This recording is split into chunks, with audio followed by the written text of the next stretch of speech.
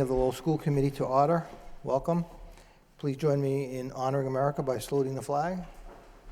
I pledge allegiance to the flag of the United States of America and to the republic for which it stands, one nation, under God, indivisible, with liberty and justice for all.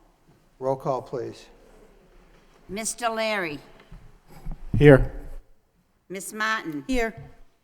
Mayor Milanazzo. Here. Mr. Conway. Here. Miss Doherty. Here. Miss Larraba. Here. Mr. Leahy. Here. 7 present. Thank you. Again, good evening, ladies and gentlemen. We have a full agenda this evening, so let's begin with the special order of business. The first special order of business, Spotlight on Excellence, Lowell High School Fine Arts Department. I believe we have a presentation. Elizabeth Sandagati from the Fine Arts and Business Department Chair will provide an overview of the Fine Arts Department. Welcome, Ms. Sandagati. Thank you. Well, thank you for the opportunity for me to put the spotlight on excellence on the Fine Arts Department at the high school. We recently competed in the National Scholastic Art and Writing Awards competition. The Boston Globe sponsors the Massachusetts State competition, where we did really well, and we have one student who earned a gold key and is going on to the national competition right now. This competition is, well, let me do this way. Let me introduce the teachers who are responsible for the success of the students, and most importantly, some of the students are here who won awards. A lot going on at the high school tonight. There's a basketball game, and some of the kids are at work, so a lot of them couldn't make the school committee meeting, but we brought their work for you to see in a presentation. So we have, first of all, a Silver Key winner, Neela Mitchell. This is Neela. And next to her, Ashley Norman, art teacher. Faye Yavaro, another art teacher at the high school. And to my right, Becca Blakeney and Jen Bauer. Thanks for coming. So we got 24 awards. We had 70 entries, and 24 students won awards. They won gold keys, silver keys, and honorable mentions. That represents 34% of our entries won an award. And I did a little data analysis, and of the 10,500 entries to this competition, only 22% of students overall won awards. So we did quite better, much better than the state average. And another interesting fact is 61% of the award winners were Academy students, either Fine Arts Academy students or Communications Academy students. And I think that gives us credible data that these programs are effective and are giving us results. I think we can attribute it to the strong curriculum we have in those academies, and also the fact that students can, for 4 years, take visual arts, and as juniors and seniors can produce some outstanding work. Same with the Communications Academy. That's a 2-year program, and those juniors and seniors get in-depth study in graphic design, photography, and video production. So I think that those results are telling. So let's see, where am I? Okay. We have a short 8-minute presentation that Faye Yavaro put together for you.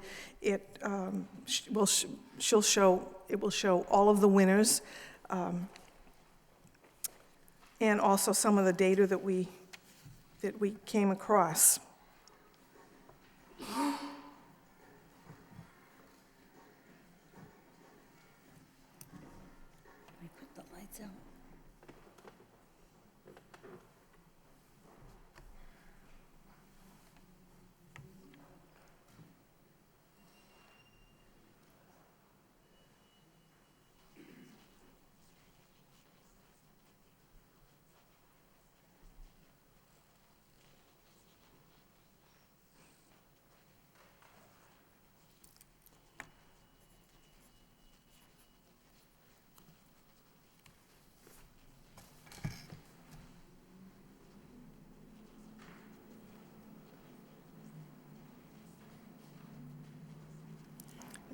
That's the group of students that won.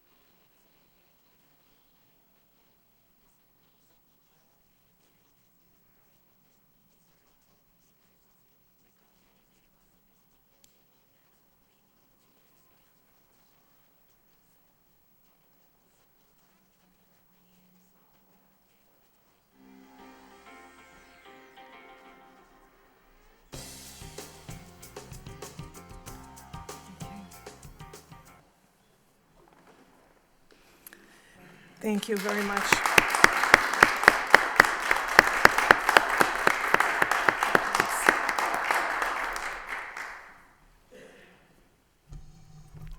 Thank you very much. On behalf of my colleagues, I'd like to congratulate you for the good work on the 24 award recipients this year. That's wonderful. Thank you.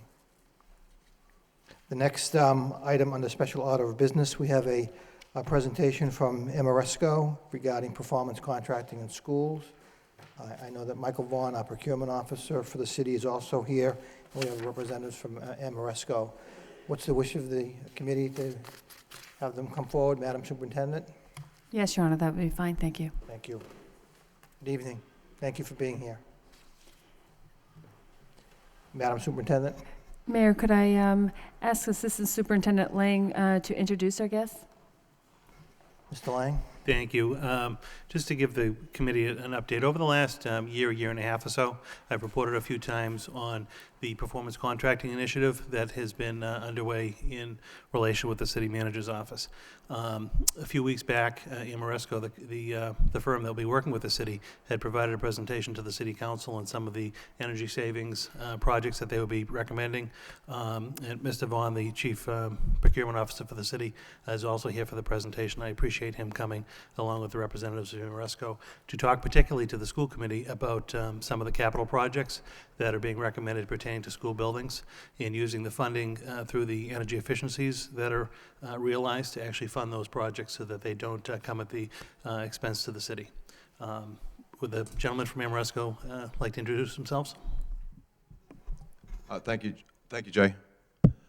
Yes, my name is Hal Meyer, and I'm Business Development Manager for New England for Amoresco, and we're very pleased to be here tonight. We thank you for your invitation. I'm here joined with my associate, Jim Walker, who's our Director of the Solar Group at Amoresco, and we'll talk about how our multifaceted program can benefit the city.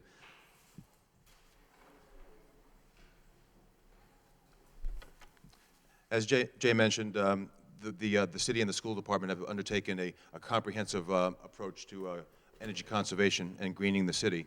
Particularly, the city's program goals are to save energy, obviously in the operating budget, and to also fund, as Jay mentioned, capital upgrades using energy savings over time, and importantly, reducing the amount of maintenance that's required on the older systems, which we'll show you in a little while will be improved greatly with the new systems that we'll be installing. And then Jim will talk a little bit about a renewable energy approach to meet the city's goals with the greening aspect. Well, what's the overall program approach? Essentially, the city, through Mr. Vaughn's office, had put out a competitive procurement. Amoresco was fortunate enough to be awarded. We've since signed a contract with the city under what's called a technical energy audit and project development agreement. Amoresco has been in the city and school buildings and thereabouts around the city of Lowell for, I guess, the better part of 2009, right, Mike? We've done a whole bunch of energy analysis. We've done a whole bunch of crawling around the buildings, including this building, which you don't really want to go down there. And as a result of all that, we've identified about almost 30, we had a whole bunch of measures, narrowed it down to almost 30 distinct types of energy conservation measures. And I think Jay did me the favor of making some copies of a bunch of different sorts of measures that we'd be looking at. So it's up to 30 measures. However, that's across 48 buildings. These are city buildings and school buildings, of course, which translate to just virtually hundreds of improvements that are recommended for the city. So we submitted a very comprehensive set of documents to the city and school department right before Christmas. And then Mike and his crew and others in the school department spent their Christmas vacation reading that, I think. And subsequent to that, we've met a few times and tried to fine-tune some aspects of it. And if all goes as planned, Amoresco hopes to further contract with the city to begin design of these measures and then go to construction, ideally for the schools, of course, for this summer, which would be ideal. I guess at this point, I'd like to introduce Amoresco. You folks, we're not necessarily household names, so I'll just tell you a little bit about who we are. Basically, Amoresco is an energy services company. That's where the ESCO part comes in. We happen to be the leader in public sector performance contracting. We do these sorts of things with school districts and cities and towns all across the country. Importantly, Amoresco, unlike many of our competitors, does everything in-house under one umbrella. In an effort to provide the most comprehensive and cost-effective solutions to our clients. It says here nearly 600 professionals. We've actually, since the first of the year, we're up to 637 professionals now that are doing this sort of stuff every day of the week. We don't represent products, systems, services of any particular sort, and we basically provide just energy services to our clients to the tune of, this year it would be about $500 million worth of projects that we'll be doing for clients just like yourself, and then guaranteeing almost $400 million by the end of this year to support those projects. Importantly, and I think the next few things are part of the reasons why I think the city and school department chose Amoresco, is that we're based in Framingham. We're a local company, and we happen to also be the largest independent energy service company. As I was mentioning before, we have an unbiased approach to products and equipment and systems and services that we recommend. And at the end of the day, that translates to what I guess was the ultimate decision for the city to pick us, and that's we deliver the most comprehensive projects at the greatest value, at the great cost benefit to the city. Just real quickly, we've had some other experiences with the city. Before this project came about, we've recently completed the Lowell Housing Authority under a very similar type of a contract where we provided an audit and then we provided installation and design installation of energy conservation measures. They're currently just into their first year of energy savings repayment, and they're projected to save over $1 million a year. And these are sites that you may have seen across the city. There's about 10 public housing sites to the tune of about 1,600 apartments. And we have an affiliation with National Grid through their rebate programs, and we had previously done the Leo parking facility with new lighting for some substantial energy savings there as well. So what's our approach with the city?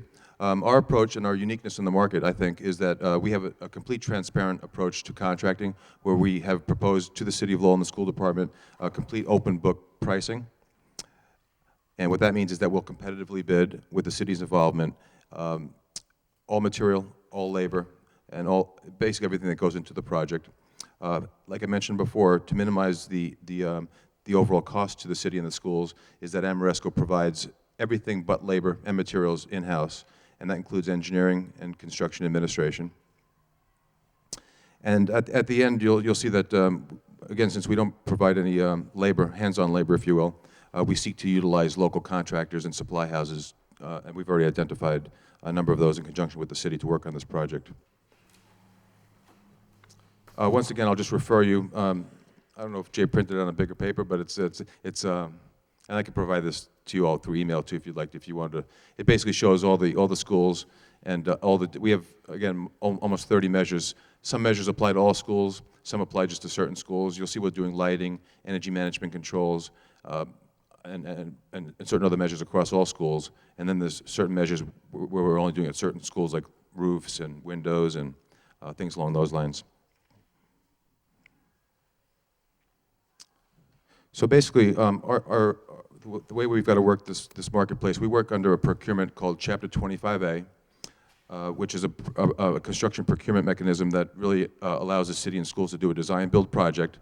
However, it's a procurement that does not require any upfront capital by the city, and Amoresco guarantees that savings that occur and are realized each year will then pay back the debt to install these measures. So right now, we've identified over $22 million thereabouts of energy infrastructure upgrades, and that's netted down through $1 million of utility rebates through National Grid Gas and National Grid Electric. And we've also been working with the city with their ARA stimulus, their energy efficiency conservation block grant, to supplement the project. And the Chapter 25A allows a city or a town, for that matter, or a state agency to utilize energy savings for up to 20 years in order to repay back the initial loan. And how will that loan work? Well, we're working closely with Jay and with the city CFO to structure a financing that would be the most advantageous for the city. There's a number of vehicles out there now. We've traditionally used a municipal lease approach. I think the city and schools may be considering a municipal bonding approach. And then there's several stimulus enacted programs that we've been using and that the city is evaluating now to essentially buy down the financing rate for this for the loan or bond. So basically what Amoresco projects right now is that it'll take us roughly close to 2 years to build out all these projects. And subsequent to the build-out of the projects, Amoresco would stay with the city and monitor on an ongoing basis the energy reductions to guarantee the loan payments. And importantly, we would also report on the environmental impact, the reduction in greenhouse gas emissions primarily that come as a result of these improvements. Almost equally as importantly to anything is that we seek to reach out to the community, the schools and the city and so forth in terms of training the staff, of course, the maintenance staff, facility staff, and also working on educational seminars with the school department, primarily with the faculty, student outreach, to the tune where we were contemplating, and we do this on many projects, is offer student internships. And Jim can talk a little bit about that when he talks about the solar, how that may work in with the science programs primarily and some other curricula. And that goes hand in hand with energy environmental educational tools. We're seeking to install various sorts of interactive points in the city for the city and students and faculty to realize what's happening in terms of energy conservation and environmental impact reductions. And importantly, we work very closely with the city to publicize these sorts of successes, and that comes in the form of press events, ribbon cuttings, website exposure, website creation, and importantly, the last one is an EPA Energy Star certification. It enables buildings, if you get from one point to the next in terms of energy conservation, ultimately could qualify for this certification, which would give you a nice plaque in the lobbies of the various schools and so forth. Well, this comprehensive program currently is sort of a two-pronged approach. We have this comprehensive list of measures here, and what we've also sought to do kind of post-haste, given the change in the solar rebate programs, working with the city, Jim, myself, and Amoresco, and Mike Vaughn and the rest, were able to secure, I think the last rebate that was given under the more than lucrative programs that they've changed, we were able to secure $1.2 million on behalf of the city at the end of last year to implement solar projects. And Jim will talk about the solar implementation on 4 schools, and there's one city building that we'd look to do the same thing on. Thank you. I'll hand this over to Jim.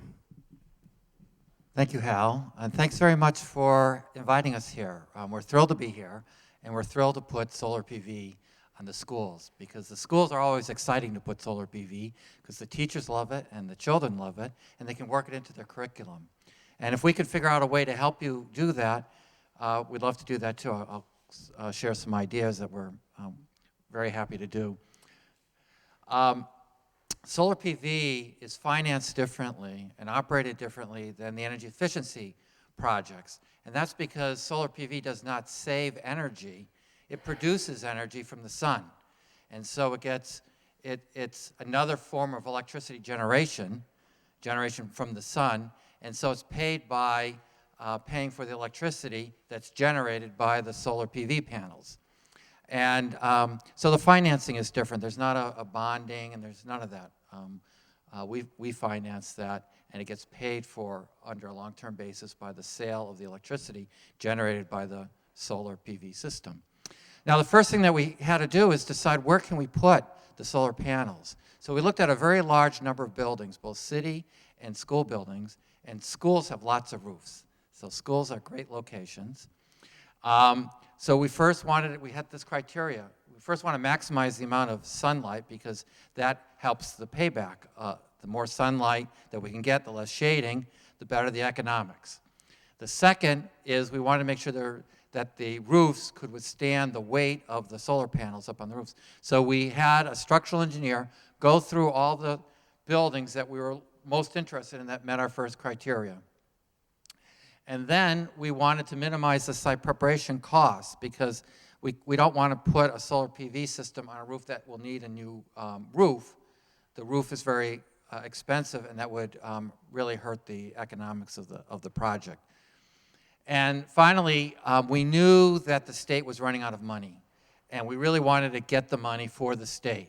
And so we knew we were under pressure to take the best projects and fill out all the paperwork. And all the paperwork is about, an inch and a half thick. And we didn't know when the money was going to run out. I received an email, and we were given 48 hours in which to submit all that paperwork. And it involves full engineering, all the economics, everything. We put it all together. Hal and I, we rushed down to the last post office because it had to be postmarked by midnight. And actually, Hal rushed down after we finished it, and that was the South Boston Post Office. I forgot what time you had it stamped, but it was before midnight, so we were all set. And then we were notified that the city was awarded the funding.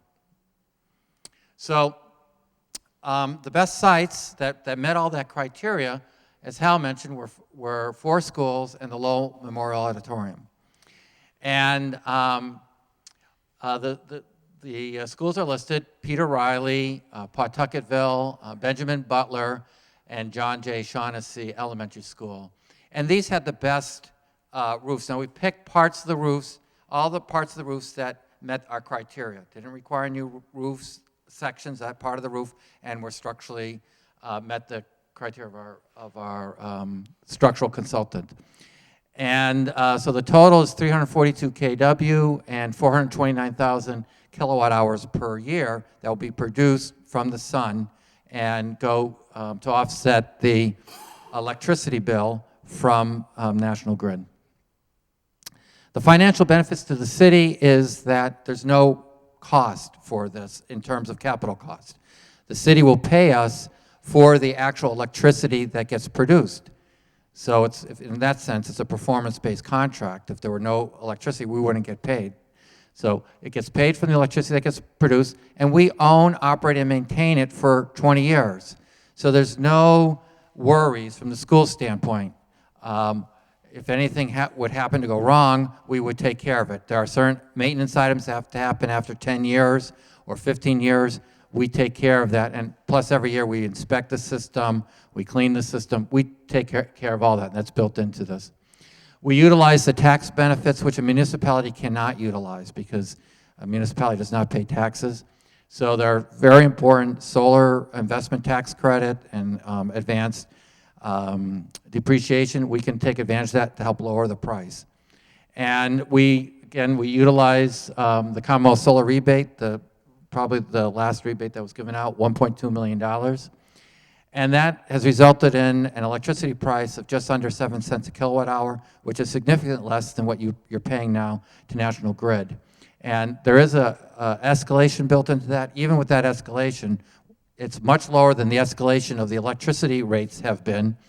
And we expect that in the 20-year period, it will always be below the what you would pay from National Grid, although we don't know what National Grid's rates are going to be up into the future, but that's based upon history. That's what it's designed to do. Can we go back to, oh no, that's fine. I want to say that the construction, we sent engineers to the schools last week to do the detailed design. They've gone through all the schools. We did a preliminary design to do all the paperwork and to submit that. But now we're in the detailed design phase, and this detailed design phase leads to construction. We're planning the construction around the school summer vacation so we don't affect the school. We minimize the effect we have on the school. So in June, we're planning to start construction. We'll have the design done. We'll be all set to go before then. And then the bulk of the construction will be completed before school starts. That's our plan. There'll be some items that will continue on after that: commissioning, testing, those kinds of things. But in terms of the heavy work, if you will, our schedule calls for it to be done in August. And the other part of this is that we work with we've put solar systems in other schools. So as part of this, there's an educational aspect to it. There will be an internet connection, a website, which will show anyone in the city and the schools the operation of the solar panels. So it'll show on an hourly basis, a daily basis, a monthly basis, an annual basis, how much sunlight was on the roof, what the amount of electricity that has come out on an hourly, daily, monthly basis, and that can be worked into a science curriculum. We're also happy to, in working with Mike Vaughn's office in the city, if it's okay, provide you a package of, here's an electronic package of all the design drawings. Here's an electronic package of all the equipment specifications. So if you have students that want to know, well, how is this system designed? What does it look like from the design standpoint? You can have electronically the drawings, the specifications, what the equipment went into it, and that can be part of your educational program. So, and finally, the other benefits to this, and the other thing is, in the high school, we're planning to put an LCD screen or kiosk. Most schools like an LCD screen, and they like it to have it in their lobby, but it can be anywhere. And it will also show students in more simplistic terms than what you see through the internet. The internet has more data. But what the system is producing, and put that in terms of that they can relate to, in terms of how many trees this replaces, in terms of carbon footprint, and those types of things that they might be studying in their science class. And that can be in the high school, or wherever you would like it to be. Other schools have set up in their libraries where their computers are an easy access to the data so they can go into the library and see it operate. And then the other thing that we're doing for a school, we're happy to have a training program for the teachers. This is how you can use this data and incorporate it in the curriculum, and you keep that for the future. The other benefits for the city is that, as Hal already mentioned, this is open book. We are getting bids for all the major aspects so that we make sure we're getting you the best value. We are looking at both a combination of local contractors and contractors who may not be local that have a lot of experience in solar, and we're thinking that if they're not local contractors that have experience, they can learn from the experienced contractors, and that will help the local contractor community. And finally, part of the green program, reduction in the city's carbon footprint. So that's an overview of the solar system, and we're quite excited to be offering it and to be working with the school and the city on this project.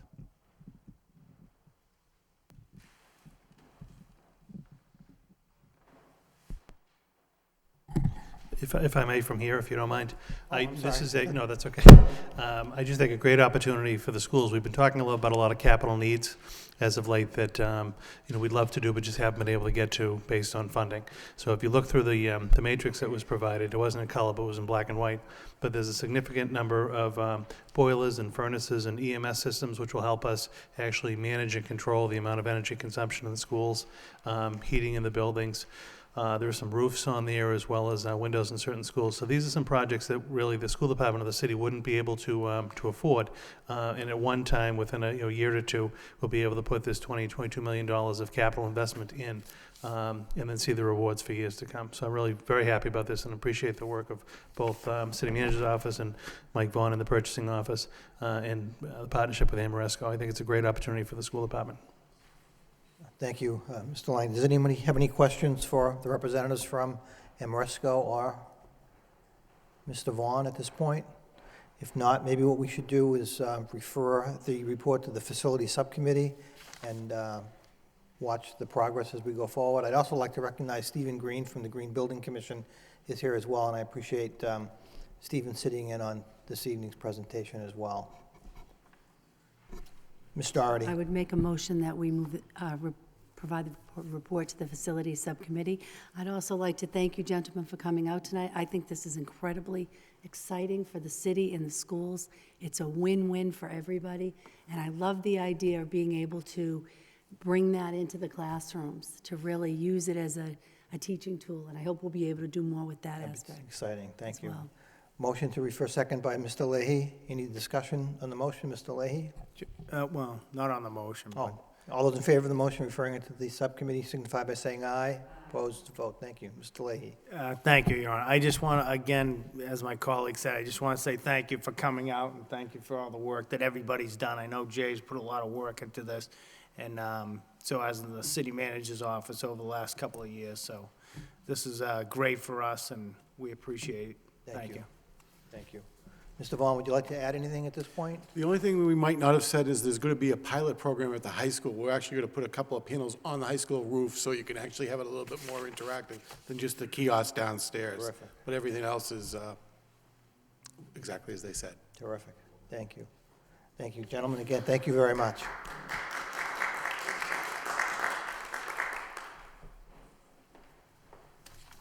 Continuing with the agenda, the minutes of the regular school committee meeting of February 17th. Motion by Ms. Martin, second by Ms. Doherty. Any comments, questions on the minutes? All those in favor signify by saying aye. Opposed, vote. Thank you. Permission to enter March 3rd, school committee teachers for Teachers Incorporated, $5,600 to amend the existing contract to provide reading strategies to the teachers at the Washington and Laurel Lee schools. These strategies include comprehensive decoding and strategies to increase fluency. Funding provided by the Professional Development School account in Title I. Madam Superintendent? Just if there are any questions. Any questions? Mr. Leahy? Sure, thank you. I didn't get the call on this today. Could you just, are we, where it says we're amending, what are we doing with this? Are we just, did we have a contract and it ran short, or are we? We have a contract, and we're adding additional services at the Washington School and at the Laurel Lee School. Okay. And again, I apologize for not calling you earlier. Oh, but it's okay. do we do this at the others? Like, how much, They're presently at the Merkland School and the Morey School, and as well, I know they're applying for a grant, but that's it. okay. Thank you. Ms. Martin? Thank you very much, Mr. Mayor. So can I ask, I know our other contract with them is far more significant, you know, in terms of dollars and what we're purchasing. Exactly what with this $5,600, are we talking in terms of hours, or is there any kind of backup breakdown of what this will be doing? There is. I'll ask Deputy Superintendent Franco.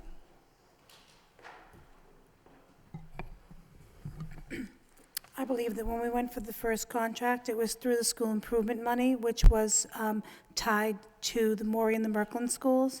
There were other initiatives, there were other plans in other buildings that had not gone through professional development, and that increased the amount. So as a result of the work in the Washington and the Laurel Lee School, we had to bring forward the additional $5,600. So that's how that evolved. So do we have a sense of how many days we're purchasing, how much consulting time we're purchasing? The rate of this Teach for Teachers is $1,400 a day. Could I have someone to do that for me? Jay just left the room, is that? 4 days. So we're buying 4 days of consulting services for 2 each? Is that safe? 2 days of consulting services for 2 schools? Yes. I believe that the Laurel Lee School, it was going to be 1 additional day, and the Washington School, there must in fact be 3 days, because the Laurel Lee School, I actually took a day from the Merkland and a day from the Morey to be able to provide services to alternative school. And it was requested, so I really know about the Laurel Lee school, and I know there was a request for 1 additional day from the coordinator of that particular program. So we did in fact look for that 1 additional day, and so one of the days was from that, and the remainder, which would mean 3 days at Washington School. Okay, so 3 at the Washington, 2 at the Laurel Lee, 1 of which you've taken from the existing Merkland contract. Is that correct? And the total amount that we spent at the Merkland and the Morey, that was at 75,000? What was the? I believe the original contract, and I stand to be corrected on this, but was 100,000. Is that, it's 100,000?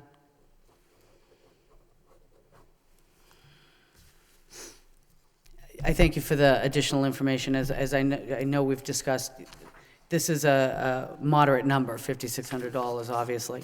And obviously what we're purchasing for it is fairly moderate. Again, consulting fees add up, and they add up to actual positions that are in the classroom all day, every day. And as a rule, I would, especially in these times, far prefer to make those investments in our district. We're midway through the year. If these two schools are struggling to the extent that they need this kind of additional service, I'll support this, but I do think it would behoove all of us as we kind of enter into our budget season that consultants are simply not going to be something we can afford. And I think our teachers are telling us that. I mean, I think when I look, and again, this is all bubbling to the surface just because as we talked about the Merkland, one of the key things they say they need is reading teachers. We could have given them the reading teachers that they now are requesting if we hadn't gone forward with this at the beginning of the year. Thanks. Thank you. Madam Superintendent? Just a point of clarification, the monies that are being spent on these consultants are to build capacity with the existing staff at both of those schools. And as we go forward, when we receive other Race to the Top money and other initiatives, some of that monies will be targeted to, again, build capacity on our staffs for professional development opportunities like this. So I just want to put that out there, that will be important for us to consider, because some of the monies that we do receive are targeted for that. And the original $100,000 did come out of our school improvement monies, as you know, from the state to build capacity on these staffs.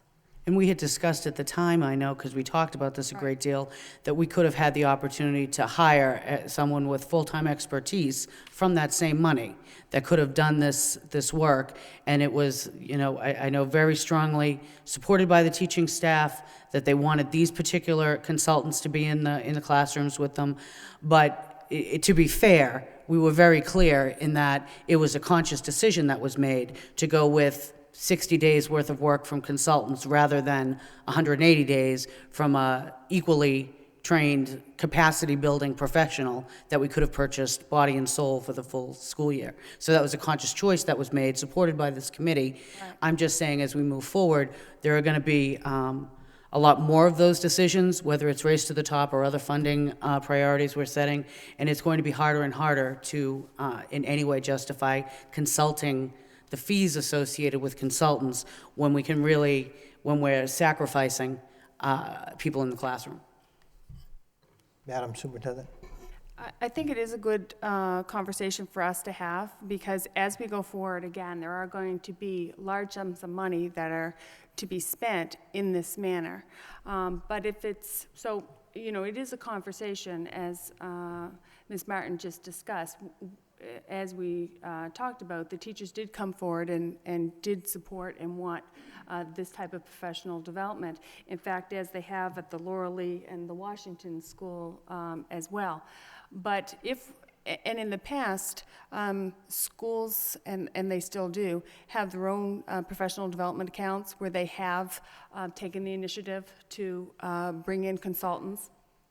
But again, if it's the wish of the committee to change the practice and go forward and say, okay, we are not going to hire consultants anymore with monies that are perhaps targeted to build capacity, and as Ms. Martin said, that was the decision of everyone involved to continue because it did meet the criteria, then we need to know sooner than later so that we can tell people who we have been working with and working with successfully that we will not be continuing these partnerships. Chair recognizes Ms. Thank you Martin. very much.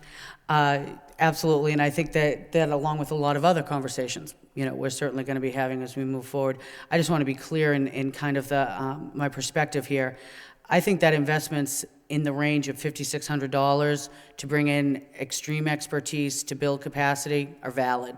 I think that you can bring in expertise and experience and training that doesn't necessarily belong full-time in a school district.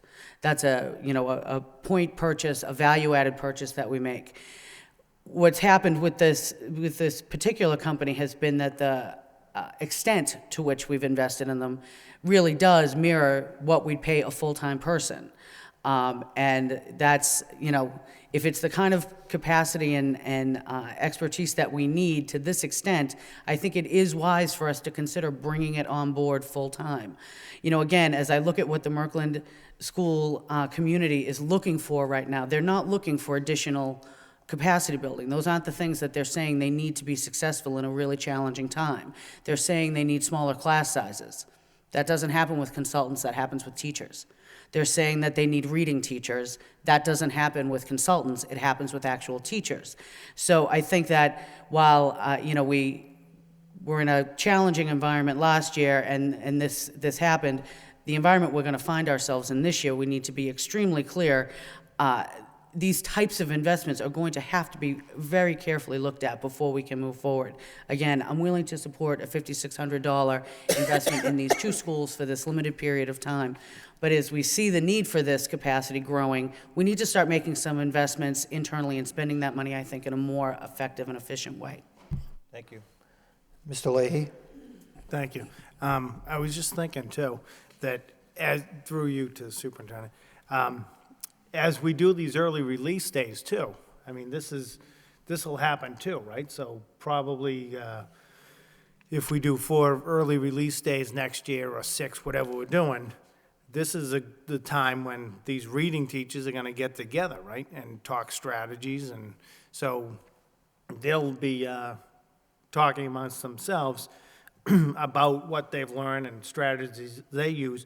So in a way, they'll be consulting with themselves, and we probably won't be hiring as many consultants if we use these early release days, as effective as we can, so.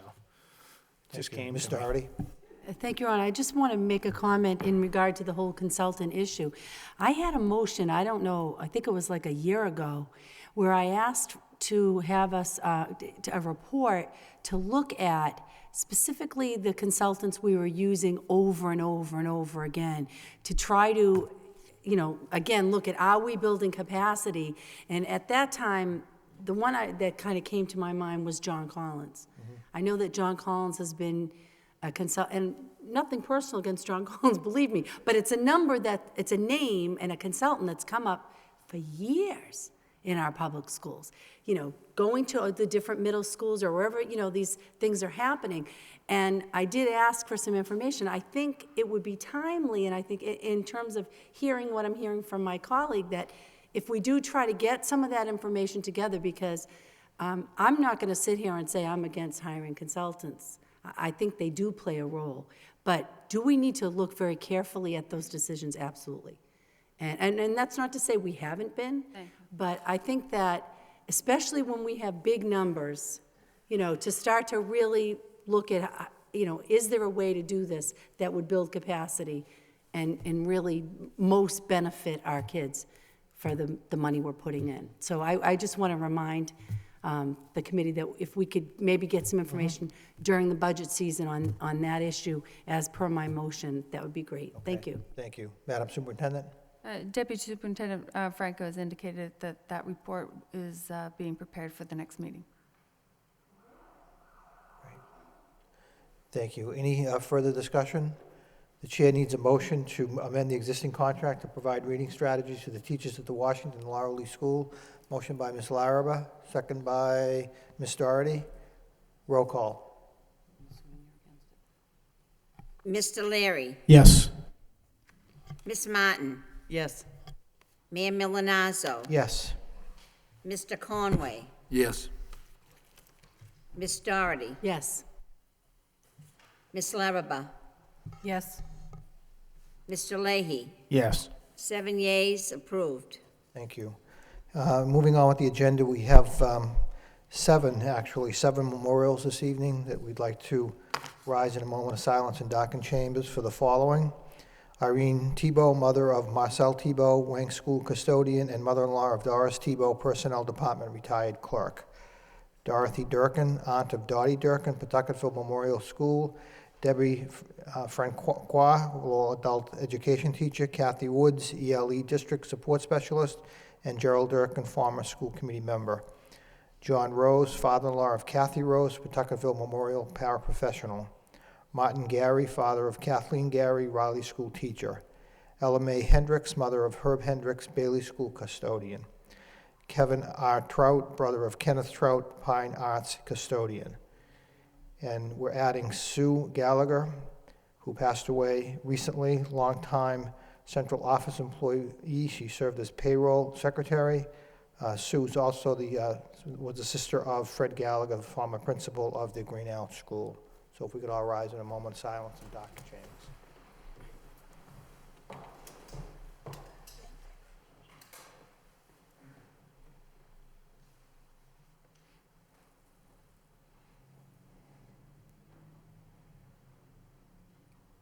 Thank you.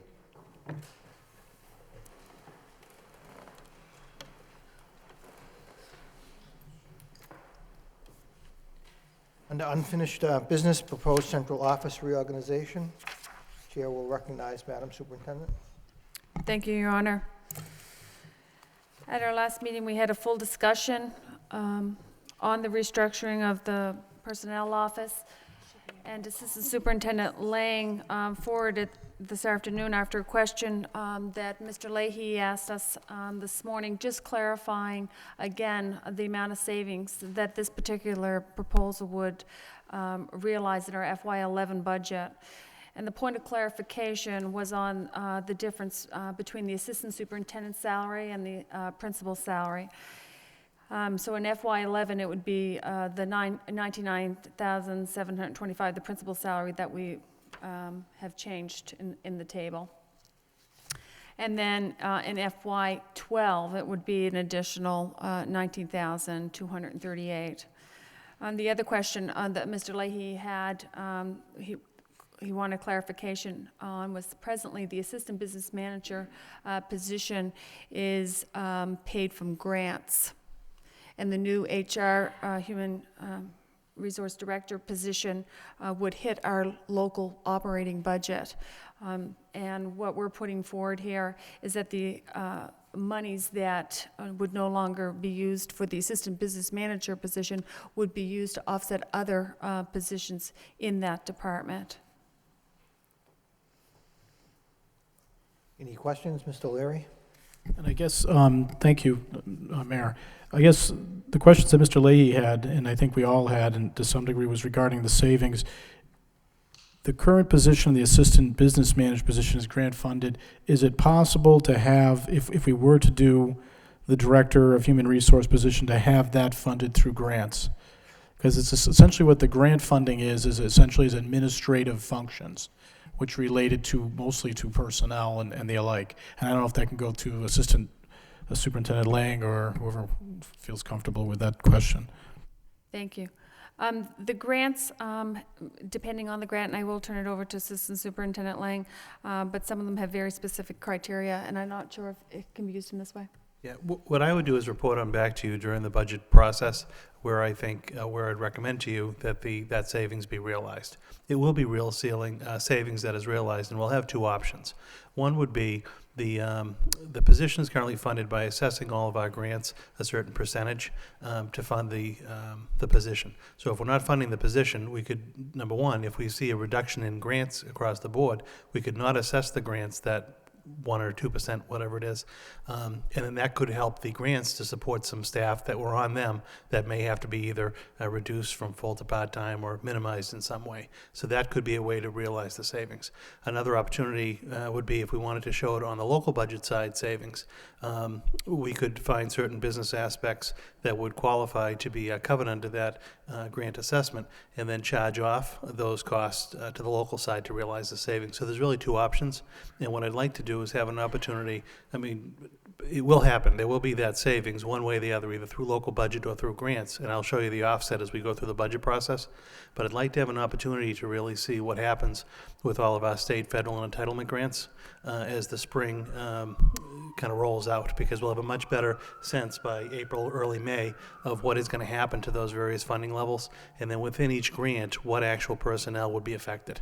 And we can then have that discussion during the budget process about if that's a position on the grant that's going to be reduced, would we like to use that offset to help say save or continue that position. If all the positions on the grants were going to be saved and they were all positions the committee wanted to continue with, we could use that money as an offset to the local budget, and I would show that through the budget document. But so there will absolutely be the savings, but I just would recommend waiting until we actually go through the budget to figure out where the best place to offset and show that savings would be. And just thank you, Mr. Lang, I appreciate it. That's very well. So essentially what you're saying then is the numbers used here, based on the recommendations, or at least the discussion points, it's coming out of a different bucket of money potentially. So there's still 85,000 rounded. The couple other issues that, just a statement, I guess, is I don't feel too comfortable giving, one thing I just noticed, I didn't notice before, was the the 10,400 for on-call emergency responder. I thought that was already funded someplace else. I didn't know it was coming from. Where it was part of the overall presentation, it was approved one Yeah. or two meetings back, Yeah. but I showed it here. Okay. So it could be on paper, and you could actually see the net effect Okay. of the total personnel and business office reorganization, what that savings was. And the only other question, I guess, this question and a statement, the $6,600 for an upgrade, I think that has to be negotiated with the union, so I don't think we can do that, even if we wanted to do that at this point in time. It's not simply on our power to make that decision if it's a union position.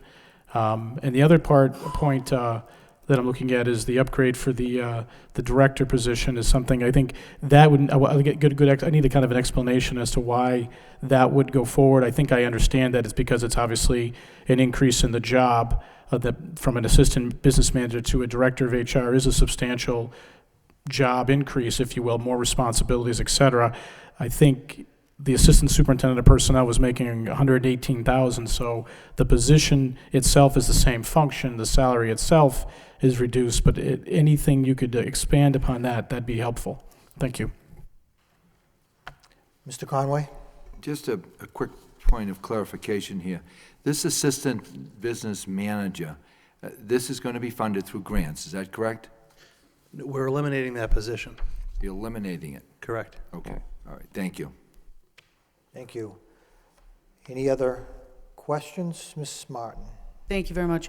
Could I ask, so we're basically charging an indirect rate, an indirect cost rate Correct. to all of our contracts, Correct. grants. What's the percentage? It's between 1% and 2%. Okay. Just as a rule, I would think that, I mean, especially where it's such a small percentage too, I think it's good management to have that kind of a percentage in place. I mean, as we go through this process and determine the best way to realize those savings, I would say that as a rule, I think it's wise to, if we have an established rate, to leave it, if possible, because there are going to be administrative costs, even with the eliminating the assistant business manager, absolutely, whether it's from some of the clerks that are working on the grants, people who are on task in terms of the administration of these huge grants. But that, as a rule, I think it's always, every organization needs to recognize that when you're accepting grant monies, there is an administrative cost that comes from just making things happen. And it's wise to build that into it as a set rate that you can then spread across your organization. So just as we kind of move forward in that way, I think we'd be wise to allow that to stand, rather than kind of mess with that just because we're in a somewhat challenging and difficult financial place. Thank you. Ms. Doherty? Thank you, and I'd just like to comment on this effort and really applaud central office staff and leadership for really trying to think very carefully about how we can reduce costs in ways that are not going to impact what's happening in our classrooms. And having said that, I want to just segue to my concern about this reorganization, and I did mention at the subcommittee, the teacher recruitment, licensure, and evaluation piece, which currently, under this plan, I guess previously came under the Assistant Superintendent of Human Resources, and now would be, I believe, part of the Director of Human Resources, but also in conjunction with our professional development staff. That worries me because I think it is key to the quality of instruction in our classroom, the professional development, the evaluations. But I'm going to support this, and I don't know if we're looking to actually make a decision tonight. Is that your plan with bringing it forward? We actually have, as you know, from being at the subcommittee meeting and reading the information in front of us, we actually have 4 points of the recommendation that are before us this that we evening. need to take individual votes on. So having said my concern, I think that moving forward in the climate that we're in, it is the right thing to do. I would like, obviously to have close tabs on how this plays out, have you come back to us if there are other issues and concerns.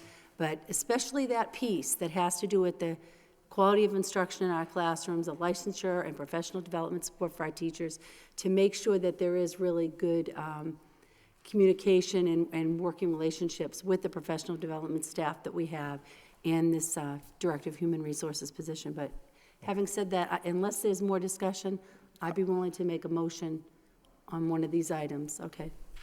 Mr. Leahy? Thank you. Thank you for addressing the questions, concerns. I did have a question again on the Director of Operations position.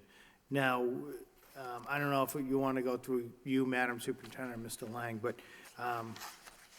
I feel he's got a full plate. How are we going to just keep an eye on him to make sure that his office runs effectively? Madam Superintendent? As we discussed at our last meeting, Mr. Leahy, the 2 meetings ago, you did vote to offer the stipend position to address the night work that both Mr. Curley and Mr. Lang were, checking our schools and checking on broken pipes, et cetera. So that's a big issue that will obviously help him. He still reports to Assistant Superintendent Lang, and, at this point in time, as we said, this restructuring definitely requires all of us at the district office to take on additional responsibilities. And, I'm not saying that at this particular time, people have stepped up to the plate.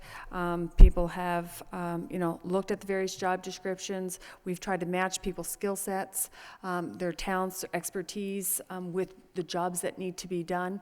And we bring this proposal forward with no grievances. We bring this proposal forward with people understanding that it's a very difficult financial time for us and that we need to get all of the work done in a timely fashion. I don't know, Assistant Superintendent Lang, if you have anything else to add with regards to Mr. Curley's position? Okay, thank you. And then just one other quick question. So the business office now, where Assistant Superintendent Lang has the business manager, that position is basically gone, right? That's correct. That's gone. So basically in his office, it's himself and Right. secretary? Right, and in the report, there's also, we do presently have a grant position that is not filled. We intend to fill that position, and as well, when we finish the restructuring, as Ms. Doherty just said, and we consider various things that come up that, we do have concerns over. Right at first glance, we're thinking that there may be an additional payroll person that we need to look at. Superintendent, anything else on that? Because I know everybody's office is, maxed out, but where your office is gonna go down, lose a complete person there that's really has so much, he does so much responsibility, has so much responsibility now. I just want to make sure that, and I see in the report that your secretary will be trained in a few different areas to help out, so, all right, I just, I have those concerns. I am gonna vote for it, but I'm concerned about it. Thank you. Thank you.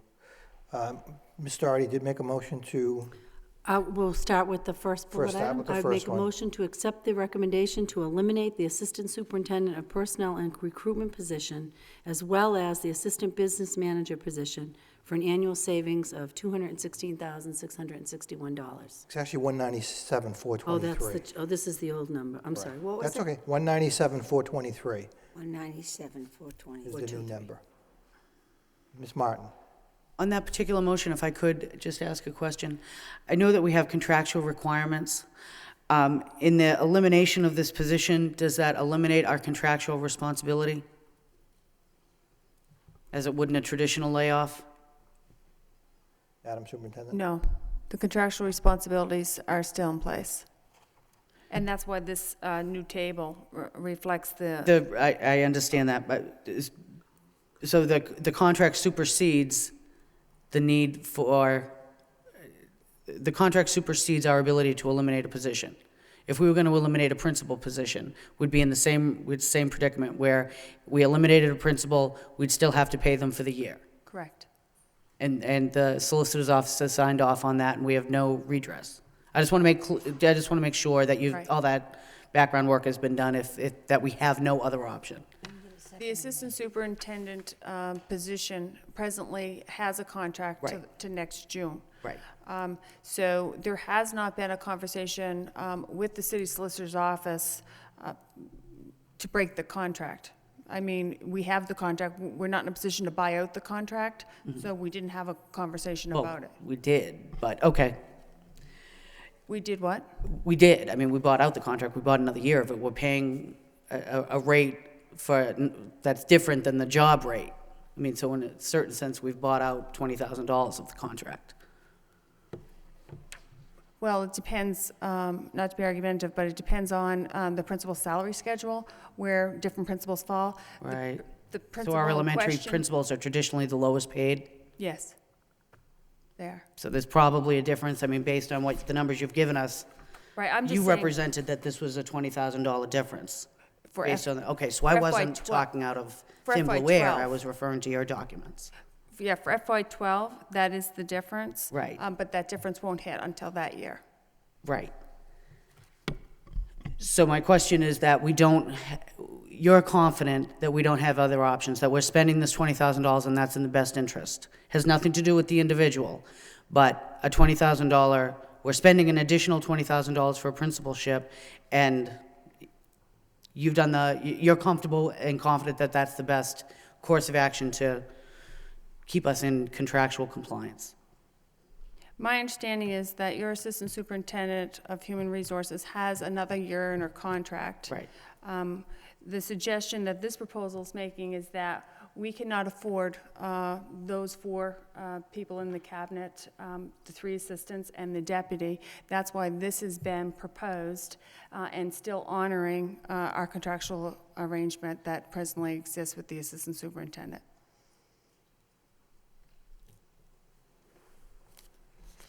Thank you. Thank you.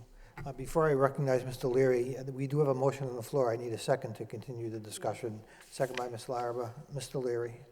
And Ms. Martin raises an interesting question. I thought we had some dialogue regarding Savings, 197. that this position, the current assistant superintendent of personnel recruitment, who's making rounded $119,000, who's currently working as the interim principal at the Bailey, Correct.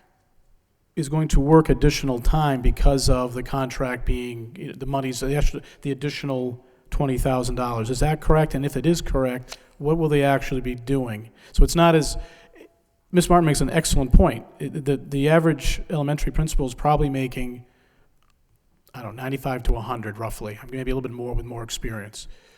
So it is a $20,000 increase, but is there something that we're doing within this contract, extended time, to make up for that 20 grand, I guess is my question. I'm being long-winded, Right. I apologize. That conversation has been had with the assistant superintendent, that her contract, the days in her contract are considerably longer, and that she's expected to give us those days. So the principal contracts are 196 days, and her contract's 222. So she's still expected to give us that time. So, and Ms. Martin pointed out correctly, I think, thank you for, she did something here that I think the public needs to know, that we are obligated by the contract, and the contract has extended days. And I don't remember if we had the discussion, I just, for some reason, when Ms. Martin was bringing that up, I just started to hit me that this position's still going to be upheld to work the same amount of time frame, Correct. as well as the money part, okay. Correct. Okay. The only other comment I'd make regarding this particular motion, I had a question to Mr. Lang regarding the HR function, the director of HR function, in terms of the salary increase. And I think I answered my own question, but I just want to say it, and if I'm wrong, please correct me. Essentially, the assistant superintendent, we just said, is making $119,000 rounded. The position that we're going to be filling with the assistant, with the HR director position is going to be $85,000, which is essentially a $33,000, almost $34,000 reduction for that position. And that the overall savings in this measure is $85,000, whether it's in the grant side or in the regular budget side. Thank you. Thank you. Is that correct, or am I getting my numbers wrong? Correct. Chair recognizes Mr. Conway. Just very On the quickly, motion. I think that what we're talking about here, as far as the superintendent personnel, is that basically we have to fulfill that contract, and we're investing the $20,000, and for the following year, we're going to realize the savings by the elimination of the position. Isn't that what we're doing? That is, but again, as I said, we're honoring the contract, and she has to honor it too. So her contract's 222 days, and the principal contract's 196. Your principals are paid industry standard very well in the district, and the per diem rate is very good. In fact, some of the UWB people make more of a per diem rate than your assistant superintendents do because of the high per diem rate and because of the low number of days in a work year. I mean, again, I agreed with my colleague to my left here, and that is that we are rearranging this and restructuring the personnel office. So, I mean, certainly I congratulate you on that. And the bottom line is that we're trying to still be able to supply the services and fulfill our obligations, and yet still end up with a savings of $84,000 some odd dollars. So I think it's a win, to be quite frank with you, and to make that office even more effective. So I congratulate you for that. Thank you. Thank you. Any further discussion on the motion before us? Hearing none, roll call. Mr. Larry, Yes. Miss Martin, Yes. Mayor Milanazzo, Yes. Mr. Conway, Yes. Miss Doherty, Yes. Miss Larrabee, Yes. Mr. Leahy, Yes. 7 yeas, approved. Thank you. The next motion that we would need is to grant permission to post the position of Director of Human Resources in accordance with the job duties and responsibilities outlined on the attached job description, Appendix A, which we have had an opportunity to review, at an annual salary of $85,000. Motion by Ms. Larrabee, second by Ms. Doherty. Any discussion on this motion? Hearing none, roll call.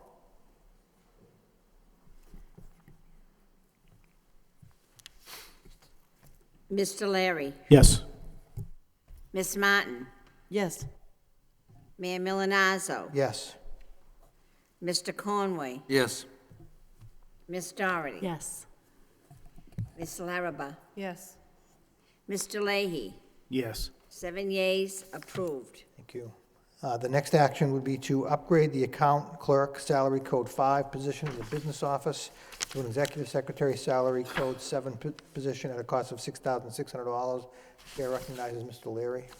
Again, it's a union position, and although I like to have the authority to raise and lower and my own, every person in the school department, I don't think we have that authority.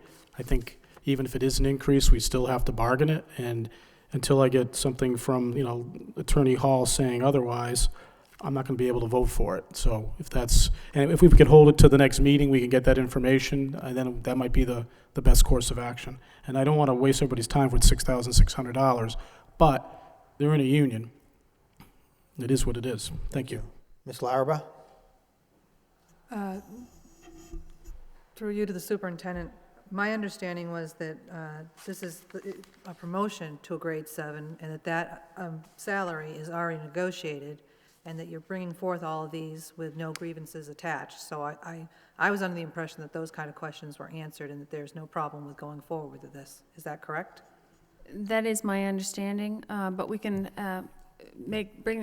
It is your right as a committee to establish whatever grade you would like. And so we are asking for her, as it's outlined in this report, to do significant additional, take on additional responsibilities. So I'm thinking that, in fact, if we didn't address the point, it would be grievable. Ms. Larraba? So my understanding is, since we did discuss this increase a few weeks ago, that would have been the opportunity for the union to go ahead and grieve it if there was an issue. No, I'm sorry. My point is that we're asking this particular employee, there's 2 points to be made, that all of the other assistant superintendents in their positions have executive secretaries who do the same duties as this person has always done. In this reorg, this particular assistant is asked to do considerable additional responsibilities. So now we have 2 inequities. One, that she was at the wrong grade to begin with, and 2, she's being asked to do additional work. My point to the committee is to not address the grade issue of her position, I would think would be grievable in the negative from the union. Ms. Martin? If I could, I think it's, basically the decision in doing this is in accordance with the language that's in our contract currently. The definitions of what these grades mean have been negotiated, so that when we made the change to, salary grade 7 means a specific level of responsibility and accountability. And in bringing this individual to that level, it's already established that that's what grade 7 means. So it's not a matter of having to renegotiate on this one person's behalf. It's a matter of we've made the change to the job description, and now in accordance with the contract, we need to bring them to this same level of salary to maintain the integrity of the contract. So. Mr. Leary? All set. Again, we would need a motion to approve this third action. Motion by Ms. Larraba, second by Ms. Martin. Any further discussion? Roll call. Mr. Leary? No. Ms. Martin? Yes. Mayor Milonazo? Yes. Mr. Conway? Yes. Ms. Doherty? Yes. Ms. Larraba? Yes? Mr. Leahy? Yes. 6 yeas, 1 nay, motion passes. Thank you. The last item would be to direct Assistant Superintendent Lang to report back in time for the FY11 budget process with any concerns he may have with regard to staffing in the payroll department and/or business office as these recommendations, which were just approved, are enacted. Motion by Ms. Doherty, second by Ms. Martin. Any discussion? Roll call. Mr. Leary? Yes. Ms. Martin? Yes. Mayor Milonazo? Yes. Mr. Conway? Yes. Ms. Doherty? Yes. Ms. Larraba? Yes? Mr. Leahy? Yes. 7 yeas, approved. I believe we need a motion to accept the full report as a report of progress. Mr. Leary, seconded by Mr. Conway. All those in favor, indicate by saying aye. Opposed to vote. Thank you. Moving on, public participation. Do we have any public participation items this evening? Hearing none. Motions. Motion by Mr. Leary, requests the superintendent to provide a status update on the plan to eliminate the $400,000 plus deficit from the food service department in the 2010-2011 budget. Second by Ms. Doherty. Mr. Leary. Thank you, Mayor. I appreciate it. I think we just met a month ago regarding the plan, and I know I've spoken to Assistant Superintendent Lang offline, and that this will be brought up actually the first meeting in April too. So that's good. So there's not much to say about it, other than just kind of, as was articulated last night at the City Council meeting, the school department's facing a minimum of $3 million deficit, minimum, and likely to go higher to $4 or $5 million. And this year, as everybody knows, we're not going to be able to close the school to achieve, huge, reduction in our budget. So we have to look at everything, and it's not just the food service budget, but that was the last thing we had discussed, and we need to make sure we're making adjustments. I know the Assistant Superintendent Lang has had discussions with them directly, and I'll be eagerly waiting to hear the financial outcome of those discussions. Thank you. Thank you, Mr. Leary. Any further discussion on the motion? All those in favor of the motion signify by saying aye. Opposed, it's a vote. Thank you. Next item, moving on to subcommittees. We actually have 5 subcommittee reports this evening, beginning with the Finance Subcommittee. Approval of the minutes of the meeting of February 17th, 2010. Mr. Leary, Chairman. The Chair would recognize Mr. Leary. Just want to approve the minutes, we just discussed it. Make a motion to approve the Approve minutes. the minutes by Mr. Leary, seconded by Ms. Doherty.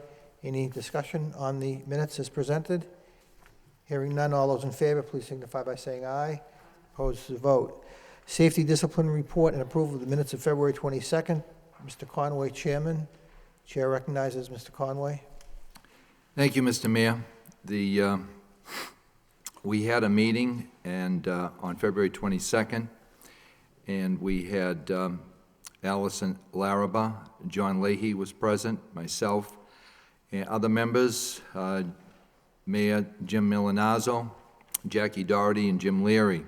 And from the school department personnel that was present, Dr.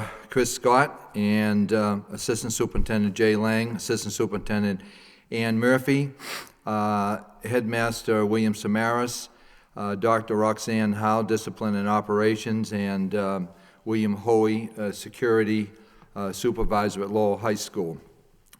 Back a number of weeks ago, I went to an event, Mr. Mayor, at the high school, and we had a number of people there. I think we had perhaps 500 or 600 or 700 individuals, and it was a fine arts presentation. It was an excellent presentation. However, I was only able to stay for perhaps about a half an hour. When I was leaving, I was talking to one of the security guards, and she voiced a concern. She was the only one there, and her concern was that there could be some problems at this event. So she took the action and called the head of security, and he came down, and he then called police, and there was some fights at the end of the event. And this precipitated myself by putting a motion on to find out what type of plan do we have for security in the events at school events. And we discussed a number of different things, and I will try to stick to the salient points here. What we ended up happening at the end of this, the result of this particular meeting, is that there would be a weekly meeting on a Monday with the Lowell High School administrators and also Lowell Police to discuss the weekend activities and community issues that could impact the safety at the schools. What happens is the police obviously can give us that information of what has taken place in the city over the weekend, and sometimes these negative situations will spill over into the schools, so we would be able to prepare for that, especially if we have some type of, whether it's a sporting event or any other event at the high school that particular week. The headmaster also will determine the security needs for the school events and assign security personnel accordingly. And that's something that he obviously is going to take a closer look at, so to make sure that we do have enough of security or police to make that event safe. And there was also a request to determine a request for funding. In case we do run out of that funding, that they would come back to the school committee and ask for additional monies to ensure that these events would be safe. And the last point there was the possibility of issuing some type of a cover charge, minimal cover charge, perhaps $1 for each individual, so that might cover some of the cost. And I think that would be a last resort, to be quite frank with you, and I think the committee would probably agree with that. The other point that we talked about at the Safety Discipline Subcommittee was the program name change for the Laura Lee Alternative School. Assistant Superintendent Ann Murphy requested that the name of the alternative school program at the Laura Lee School be changed to the Laura Lee Therapeutic Day School, and the name change would more appropriately reflect the student population and the services provided.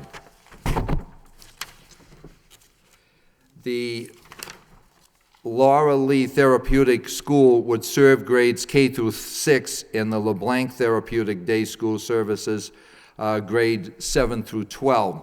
And committee member John Leahy asked the school signage reflect the name of the school only and not the name of the program, so as to maintain a confidentiality and sensitivity to the students. And there was a motion made there to change the name of the alternative school program to the Laura Lee Therapeutic Day School with the outside signage reflecting the Laura Lee School only. I don't know if that has to come to a full vote. Probably does, yes. Okay. And we adjourned at approximately 7:15. Thank you. First order of business would be to accept the motion that was approved at the subcommittee to change the name of the... May I say something? It might have to refer to the building naming committee. Does that have to refer to that? There is a building naming committee. But name changes do not necessarily need to go through it. Okay, We'd all be right, able to just do it wanna as a make full sure. committee Okay. to enact it Thank tonight. you. Thank you. Would be to change the name of the alternative school program to the Laura Lee Therapeutic Day School with the outside signage reflecting the Laura Lee School only. Motion by Mr. Leahy, second by Ms. Doherty.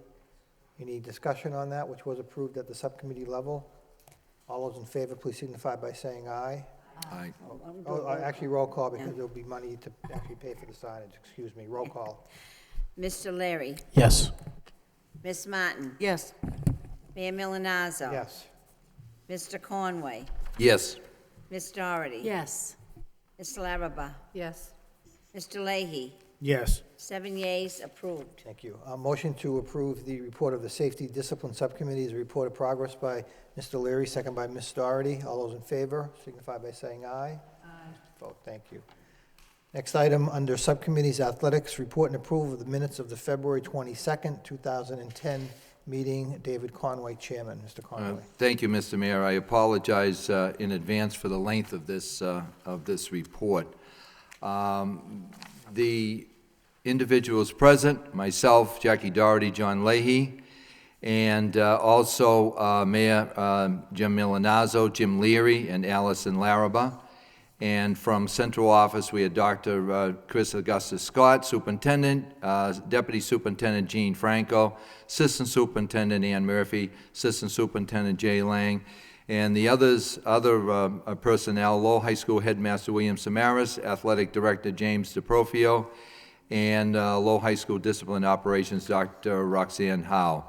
The agenda of the committee meeting was that we had 5 points. Update on football coach. Second was informational evenings for parents of student athletes regarding college. Third was comprehensive strategy to promote athletic programs. Fourth, businesses in supporting athletics. And the fifth was volunteer coaches' requirements.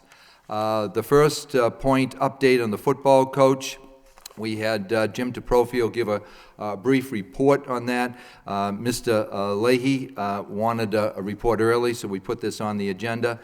And the athletic director said that the position has been posted, and also a selection committee has been named, and it's my understanding that there will be additional members added to that. I got that information in the last 24 hours. Mr. DeProfio also will facilitate the interviews and submit the results to the headmaster, who conduct the final interviews. And there was a motion on that. I don't know if you want to take all these motions together or separately. Well, I think we can do the whole report as a report of Okay. progress, because All all right. of them were reports of progress. Okay, thank you. And the second point were the informational evenings for parents of student athletes regarding colleges.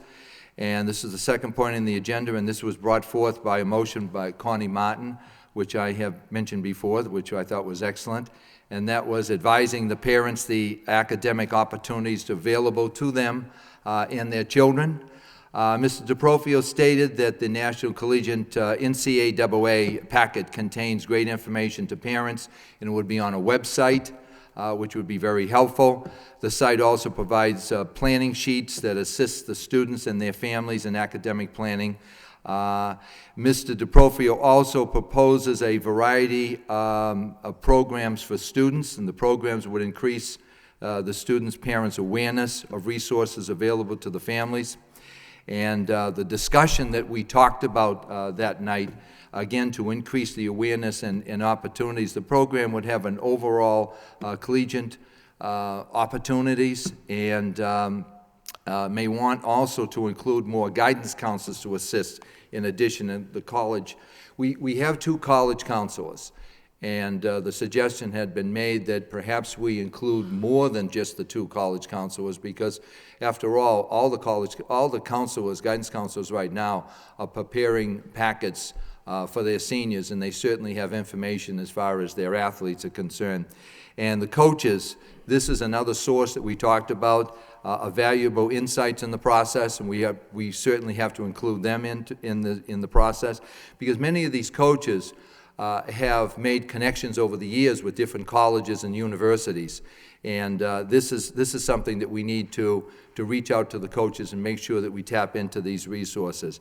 And I think one of the points is very important too, and that came up, and that was to give realistic outcomes to students, because I think quite often, Mr. Mayor, that parents feel that their sons and their daughters have the ability to become, professional athletes, or at least to get full scholarships. And I think that we have to be realistic and let them know that it's very rare that they do get a Division I scholarship. But we also can say that, to have that ability, that athletic ability, certainly can help them get into a particular college. The third point on the agenda was the comprehensive strategy to promote athletic programs. And this is something that I've talked about before. I think it's extremely important. We have great athletes, we have great coaches, and I think one of the things that we need to do better, and that is to promote our sports in the Lowell school system. And some of the suggestions that came up to our athletic director would be weekly newsletters. In the past, we had acting athletic director Dennis Krzyzak, and also the last one before him, Brian Martin. They always came up with great newsletters, weekly newsletters, to let the public know, to let the school system know what was going on in sports, and I think that's what we have to continue to do.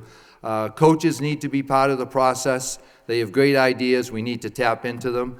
Another point was to make sure that we would welcome the alumni and that they would become part of the process. Also, to utilize radio and the media, TV. We also talked about curriculum, tying it in with perhaps some of the writing classes where they could do reports, and they could do interviews with our coaches and our students that have excelled, and which I think would be great when we start tying the sports in with the curriculum. And the other point would be we certainly need a feeder system here, and we talked about the middle school athletes. We need to reach out to them and let them know when events are taking place so that they can be part of it, and realize that there's great opportunities for athletics at the high school.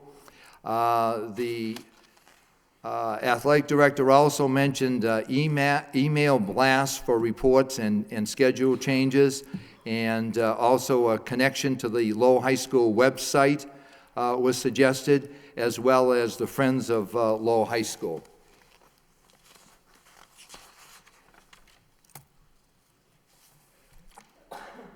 The fourth point on the agenda was businesses in supporting athletics. It was a motion I put on a few weeks ago. I think that we're certainly, Mr. Mayor, we're going through some difficult economic times. We certainly experienced that last year. Taking a look at what's going on this year, we certainly have seen that, when we talk about level funding, it looks like it might not exist for us this year. There was a story put forth by Senator Panagiotakis in the newspaper that talked about 3% less monies coming into our city, and perhaps even more than that, could be as much as 5% or 6%. So this is something that we have to get a little bit creative. We take a look at our athletics, and we certainly Nobody wants to go to user fees, which many towns and cities are going to. I don't think that, I know that nobody on this committee wants to do that. So I think that we have to get a little creative in order to maintain our athletic programs. And the business community has certainly stepped up to the plate and has helped us in many different ways. But I thought this might be a great opportunity to come forth and not just donations from the businesses, but also pull from their advertising budget, where we could perhaps advertise, businesses could advertise at different events. And what I've asked the athletic director to do is take a look at that and see what type of partnerships that we can develop in the business community. He expressed that we do already have an existing partnership with the Outback Restaurants and the United States Army, that they already do that, but I think that we certainly need to come up with more advertisers. I think that people will certainly be willing to do it because I think it's a good bang for the buck because they certainly get a lot of attention.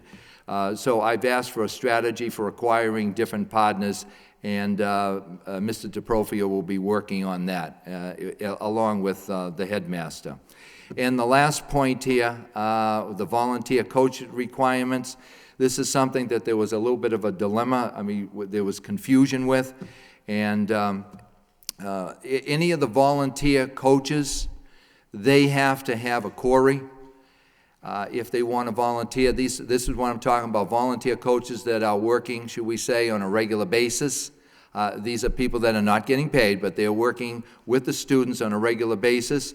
The requirements for this volunteer would be that they could not be left alone with students. They do need a query. They would not be allowed to transport students at any time, and they also must be with staff members at all times. Another point that we didn't bring up, and I don't believe it's here in this report, and that is the part-time volunteers. We have some of our students that we certainly ask to come back that might be playing different college sports, and that they could share some of their expertise with our students just on a very sporadic basis. And I've called the city solicitor in regards to that, and she said, Christine O'Connor said that that would be absolutely no problem at all, that they would come back. They don't necessarily need a query for that. They can't be left alone, of course, you know, using all the other requirements as one of the volunteers. They certainly can come back and they can work just, you know, once in a while, occasionally. And we don't need special insurance for them or anything like that. So again, it's a great opportunity to welcome back our alumni. And again, I apologize for the length of it, and we adjourned at 7:40. Thank you. Thank you, Mr. Conway. It's a very comprehensive report. Any questions, comments on the report? Accept the motion to accept the report of progress by Mr. Leary, seconded by Ms. Doherty. All those in favor signify by saying aye. Opposed to vote. Thank you. The next subcommittee report is actually a joint committee of the Lowell High School Subcommittee and the Personnel Subcommittee. Again, report and approval of the minutes of February 22nd, 2010. Chairperson of the Lowell High School Committee, Ms. Doherty, and Chairperson of the Personnel Committee, Ms. Martin. Ms. Martin. Thank you, Mr. Mayor. The joint meeting did take place on the 22nd, really in attendance. We're all members of the school committee, of the various subcommittees that have been going on that evening, beginning at about, I think, 6:30, so we had all been there for quite a while. There was really, I guess, just one point to discuss. We were presented that evening with a proposed administrative restructuring for next year at Lowell High School. I know we all have it in our packets. I would say I know that in the prior iteration, there had been a correction that doesn't seem reflected here, but that this does not include the Director of Adult Education, just so we're all aware of that. That's not part of the high school restructuring. That's, in fact, I believe, and you can correct me if I'm wrong, Madam Superintendent, that was meant to be the directors of the alternative schools, the high school alternative schools? That's correct. Is that correct? Okay. Just so we're all aware of that. Certainly, this elicited a great deal of discussion. I guess the high points, just kind of looking at, I don't know if the public can see the visual, if LTC, as you're sitting back there, maybe you can get a copy. But the proposal from the administration would include eliminating one position that's currently in place at the high school, the discipline and operations specialist.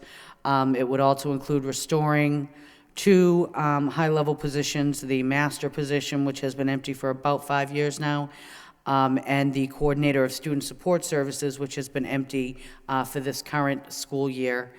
The other additions would be administrative interns. Many people, I'm sure, can remember we had administrative interns. They were traditionally teachers at the high school who had an interest in investigating administrative positions, moving up in their careers, and generally it would work that they would take usually two of their classroom periods, and they'd serve as an administrative intern. It allowed us to kind of grow talent from within in a very economical way, so that they were getting hands-on experience, but we weren't losing them entirely in the classroom. Certainly there was a great deal of discussion about this, and I'm a little reticent to kind of bring it all out at this point. I know that based on the superintendent's remarks, she had prefaced all this with kind of putting it in the context of, initially we had hoped that we would have the headmaster search, if not done, at least well on its way. Where that's not the case, this was, the thought process was to bring this, start this conversation in lieu of that. Where the headmaster search is continuing. I think that, for myself, I guess, first off, I think it would be great if the committee could get an update on where we are right now with the headmaster search. Headmaster search, housemaster, sorry. My understanding at the last meeting, and I know I'd missed our last full school committee, was that you were kind of bringing the troops back together to start this whole process again and begin the advertising. I don't know if that's happened yet. Madam Superintendent? Yes, as discussed at the last meeting, the position has been reposted, and we are presently reposting in all of both the national and local outlets that we did previously. And I believe Mr. Larry would like probably to speak to his recommendation for us to look into also having a recruiter help us with this particular initiative. No, and thank you, Madam Superintendent, and I appreciate that. I had dialogue with, when we had the meeting 2 weeks ago, we had long dialogue about it, and I had some off dialogue with various committee members about their experiences dealing with recruiters and the expense involved. And I think one of the conversations I had was Mr. Conway, that the experience was it's a $40,000 or $50,000 endeavor. So I kind of like, at this point, I was kind of laying back and saying that's a significant sum of money. I got a call yesterday from a business person in the city of Lowell, Michael Gallagher from Gallagher Kavanaugh, is saying that some of the business community folks were interested in actually trying to donate a gift to support a recruitment effort to help get additional names. And I had a conversation with Attorney Gallagher regarding my conversations that I had with Mr. Conway about the value. And I think during our conversations, what he was presenting would be a less comprehensive recruitment, more of just getting names for the selection committee under the direction of the superintendent with the guidance of the city solicitor, Christine O'Connor. In that conversation, I did speak with the superintendent and Mr. Leahy later that day about asking, should we ask for a gift, I guess, essentially, from the business community if they were willing to make donations to the effort of getting a recruiter. After those discussions, I contacted Christine, City Solicitor O'Connor, about that, going about the legal ways of doing it, and what she recommended. And what she recommended at this point is that the committee set a limit at this point for a donation of gift up to $5,000. Whether or not the business committee could, in fact, raise $5,000 for that effort, that remains to be seen.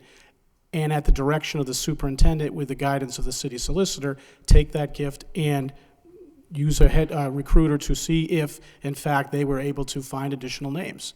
And I felt, since it was someone who was coming forward from the community, someone who said they wanted to raise a certain sum of money, and it's free money, and we could add additional names to the headmaster search, why not give it a shot and bring it to the committee for that authorization? It would be at the direction of the superintendent. It would be under legal counsel from the city solicitor to ensure that we accept the gift appropriately. And the direction would follow the same process that we're currently following, going through the selection committee, trying to ascertain, just to get more names, I guess. If they were able to raise more than $5,000, say they got lucky and got $10,000, we would, make a decision at that point. $10,000, let me back up. The threshold of $5,000, as many folks know, anything above $5,000, you need an actual written contract. And again, that would be one of the reasons to work with the city solicitor in terms of working out that plan. So I guess what I'd like to do, and I apologize, I wish I could have done this last week in a form of a motion, but it did just come up yesterday.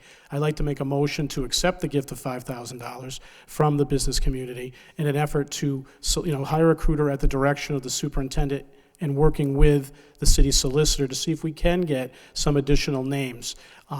Going back to 2 weeks ago, my initial concerns were that we're going to the same marketplace to attract candidates. And I know we'll get a few additional names and hopefully get some local folks as well. But we want to make sure we want to do this right. The headmaster position, for the last few headmasters, Mr. Samaras, perfect example, has worked over 20 years in that position. These people stay, hopefully for decades. So we want to do it right. And I think we want to pick the best person, whoever that person is. So I make that as a form of a motion. I wish, I could have thought this out a little bit earlier, but I think this is a good chance to try to get some additional names, and hopefully it'll work positively for everybody. Before we act on that, we will need a suspension to bring that forward, but as a courtesy to the chairperson, I just want to make sure you finish with your subcommittee report at this time, or you want to come back to it? Fine. Okay. Am I finished? I'm not sure if I'm finished. Would you like to, if the superintendent would like to jump in, that'd be great. Madam Superintendent? Just to finish the update with regards to the search.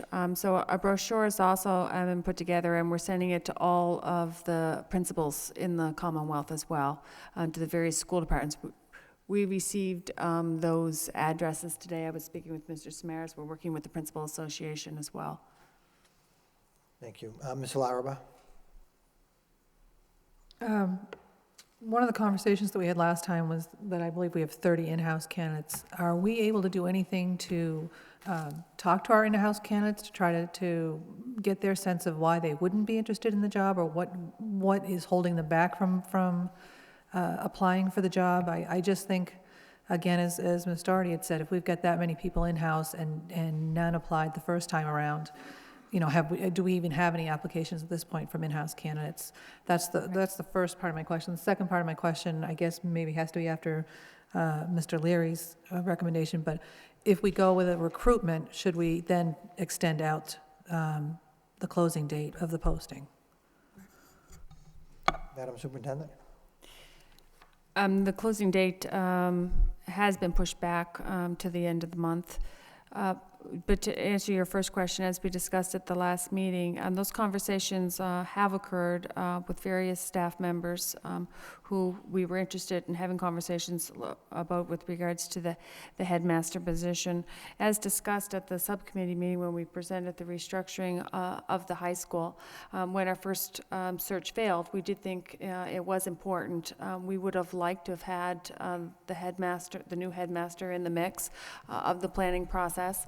But because the reorganization we feel is very important to our ability to take the high school where it needs to go, and it may have budget implications, we want to begin that conversation. And then, really, I thought the meeting was very well attended by both Friends of Lowell High and staff from the high school, that we hear the teachers, we hear the staff, we hear the issues that they're raising, and that the restructuring plan addresses some of those concerns. Will it result in, people feeling heard and coming forward? We're not sure, but we have had various conversations. As also was discussed at our last meeting, although the present salary of the headmaster position is of industry standard, our Unit B contract is very good, and for some to take on such a role for an additional $15,000, perhaps $1,000 is a whole lifestyle. The headmaster position, as we know, is 24/7 and very demanding, and people have families and other considerations. So, it is all about fit and timing in people's careers, so there are many, many factors. Ms. Martin and Mr. Conway. Thank you.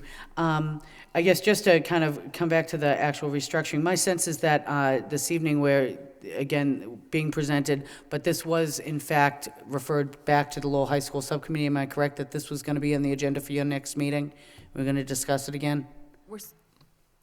Madam Superintendent? We're setting up, I've asked June to set up a separate meeting just for this Oh, okay. discussion, just because that agenda was so full. Okay. My only points, and, I had brought them up during this meeting, and we'll certainly be talking about it again, I'm sure, in the next one. There are some concerns about where exactly the structure will be. Do we need the master as a, the way this is set up currently, you've got two positions reporting to the master. The master is really kind of the single report to the headmaster. There were some recommendations, certainly from myself, and I know from some of my colleagues, about how we might be able to move some of this around to get, so a lot of different ideas in terms of how we can get the most efficient structure at the high school. Certainly welcoming the opportunity to talk about it, whether it's a joint meeting or whenever that may happen. My only other consideration would be, Mr. Leary's idea, I think it would be phenomenal to have some support from the local business community. What an extraordinary way for them to be able to invest in the future of education in the city of Lowell. I mean, that is a tangible investment they can make that would, making the right choice now will bear dividends for the next 20 years. I would, however, perhaps recommend, I know you've consulted with the city solicitor, we might perhaps be able to do this in a slightly cleaner way if the donation was made to the Friends of Lowell High School, which exists as an entity, as I understand it, that can accept donations, as opposed to the Lowell School Committee, which is really not set up to do that. And it could certainly pass through them, and it might be perhaps a cleaner way for that kind of a very generous donation to happen, and for us to have the benefit of that expertise. Thank you. Mr. Conway? Thank you, Mr. Mayor. Just a few points here. The restructuring. I understand why we want to restructure the high school. I think there certainly there's some, should we say, murky waters in some of the, who's in charge and who isn't in charge. And I certainly, I applaud the superintendent for realizing that. However, I think that the new headmaster, and I've said it before, and I said at the subcommittee meeting, I think the new headmaster, whoever she or he may be, needs to buy into this and needs to be a big part of it. So before anything is etched in stone, I would certainly hope that they would, they would have their fingerprints on this reorganization, to be quite frank with you. And as my colleague, Ms. Martin mentioned, I think there's certainly a number of different ways that this can be tweaked to make it perhaps a little bit more effective. Also, Ms. Larraba mentioned about the headmaster's position and why we do not have people from the inside applying. And I think that, again, because I've spent so many years down at the high school, not quite as many as my colleague mentioned on the radio. However, I can say that that certainly administrators take a good look at this, and they know what the headmaster does. They know what the job description is, and it's a very complicated, complex situation, as we've talked about it numerous times. How large, the school is, and how many students are there, and the staff, and the diversity that we have, and so forth.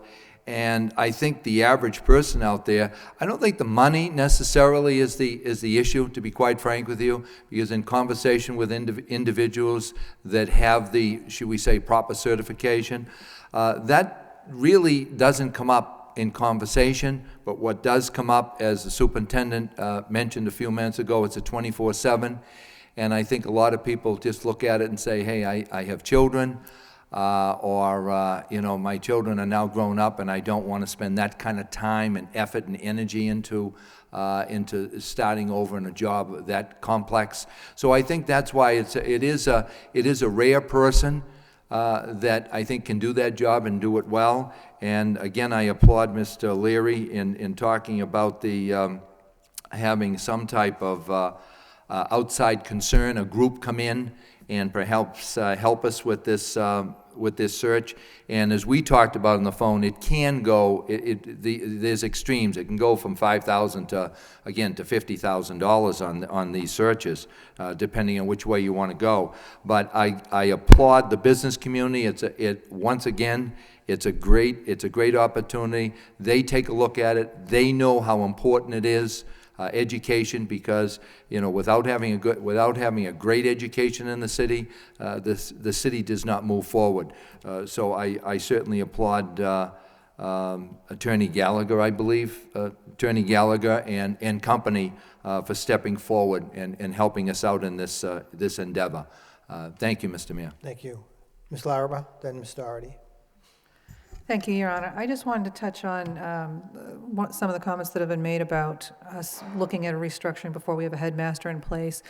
I think we can all agree that ideally it would be wonderful to have the headmaster be a part of this process, but we're in a situation where we do not have a candidate. We are not going to have a candidate until early April, and we need to make some moves to really start lining up with budget and everything else.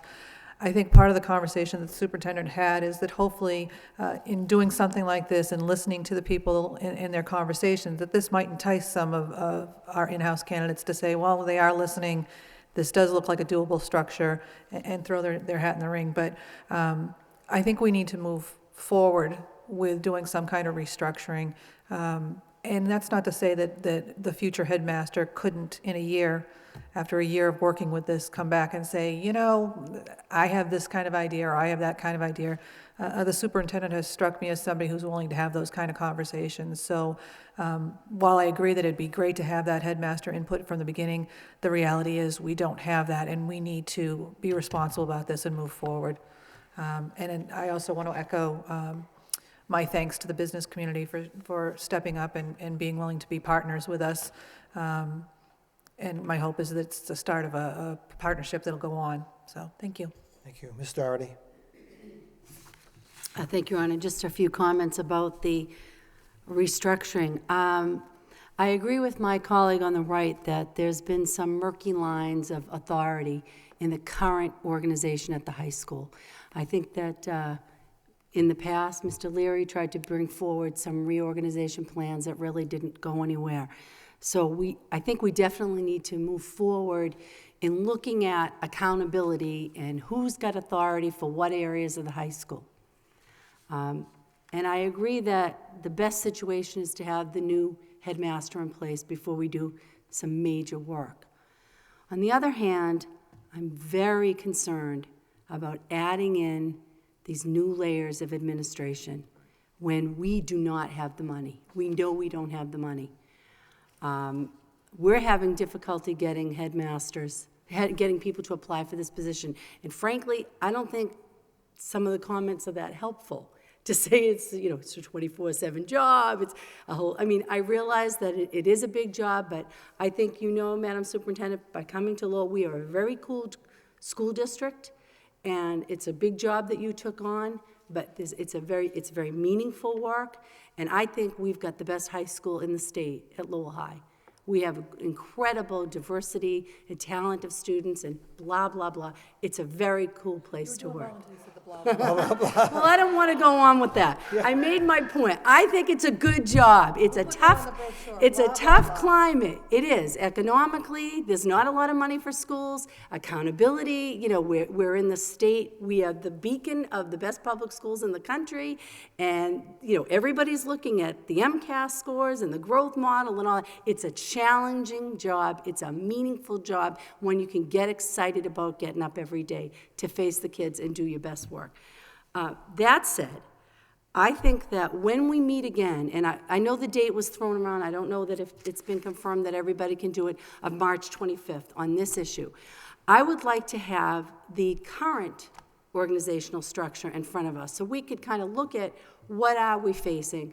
And as I said, I think we need to look at some restructuring. I'm open to, even tonight at our subcommittee meeting discussion, we talked about the breach in security that happened. We had this huge event with hundreds of kids and one security officer. And so what are we doing about that? We definitely need to put some structures in place to make sure that doesn't happen again. But if you recall what my colleague said, one of the things on those bullets was the headmaster was going to decide. I think my issue with what's going on at the high school currently is everything goes to the headmaster. And there's got to be more delegation, more very clear lines of authority. This is your area of responsibility. This is your area of responsibility. And he's like the CEO that manages everything. So I'm open to discussing restructuring at the high school. And I'm very aware, I think the superintendent has done a fantastic job of listening to people's concerns, about hearing what needs to change over there in terms of people feeling supported in the work they're trying to do, the very challenging work they're trying to do. But again, I'm not on board with adding these high-level the coordinator of student services, I didn't want to lose that position. That was last year, we lost that. But to go back to a position we had 5 years ago, when we're in the current fiscal situation, I've got some major reservations about. But I know we're going to be meeting on it again. So my point tonight is, when we meet again, let's look at what we have currently in place and see if we can clean up some of that murkiness. That doesn't mean reinstituting a high-level administrative position when we're very well could be looking at some major cuts in a few months. And my final point, which I am getting to the end, I apologize if I'm going on too long, regarding this, I think of it as a letter of request to the business community, and probably it should be addressed to the Lowell plan, since they really are the heart and soul of the business community. And I would be reluctant to put a number on that request. Why ask for 5? Why couldn't we just, and I agree, maybe the way to do it is to ask for it to come through the Friends of Lowell High. Whatever works makes sense, but I wouldn't put a number. I would say we're asking for your support in this headmaster search. We've heard there's some interest from the business community. We greatly appreciate it, whatever, but why put a number on it at this point? They've indicated they're willing to help. It's a very important position and opportunity to partner with the business community, but I wouldn't limit ourselves to a number. Right. The only comment I would make, if I could, from the chair, is that I wouldn't address it to the Lowell plan, only because the Lowell plan was not, as I understand it, was not the person or the group that contacted Mr. Leary. So I would, again, reach back out to Attorney Gallagher. Well, I think a couple of comments, if I could just, Yes. maybe it could be helpful here with it. I Mr. think Leary.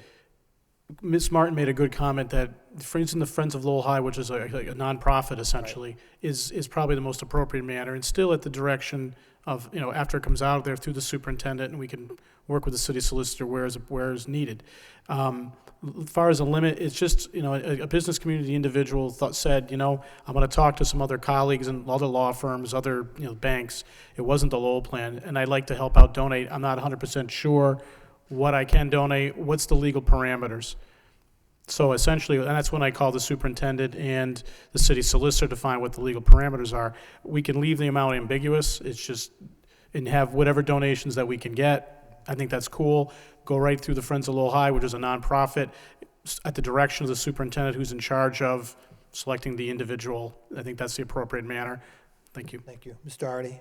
Thank you. I don't know if the superintendent has anything to add to this, but I did get some information this afternoon that the Lowell plan was involved in this. So, I know that a call had been put into her office and maybe they didn't get through to you, but No, you didn't hear that. I heard they were not. Correct. Again, go ahead, Mr. Leary. I don't know about not interested. It's really kind of simple. And Attorney Gallagher made a couple of phone calls. And that's to say the Lowell plan's not interested is not the point. I don't think he's just kind of like a brainstorming. And I know it kind of is taking on a genesis here more than it probably should. Any amount of money that's going to be donated, if we can get a proper way to go through the Friends of Lowell High, if it's $5,000, $10,000, fantastic. Just making sure we're doing it legally. It's just an individual said, gee, I think the recruiter thing makes a lot of sense. I know you guys don't have a lot of money. We don't have $50,000 to do it, but we may be able to raise 5 or 10. That can be beneficial, doing a cursory or getting additional names, being of some assistance. It's really not that big a thing, and we can leave it generic numbers. And when proper thresholds are crossed above 5,000, we do the appropriate thing, talking to the solicitor, that's all, and going through the Friends of Lowell High. Okay. Thank you. Madam Superintendent? Can I make the suggestion that, with the blessing of the committee, I just approach, Mr. Gallagher and others, whoever he sees fit, and as Ms. Martin has recommended, for me to make the recommendation that it's a donation to Lowell High. And my understanding is if we do it that way, there aren't any ramifications for the committee. But with your understanding that we will proceed. Okay. Okay. Can I make another point? Yes, Madam Superintendent. I just want a point of clarification on Ms. Doherty, just a comment you made, because I didn't want a comment to be taken out of context.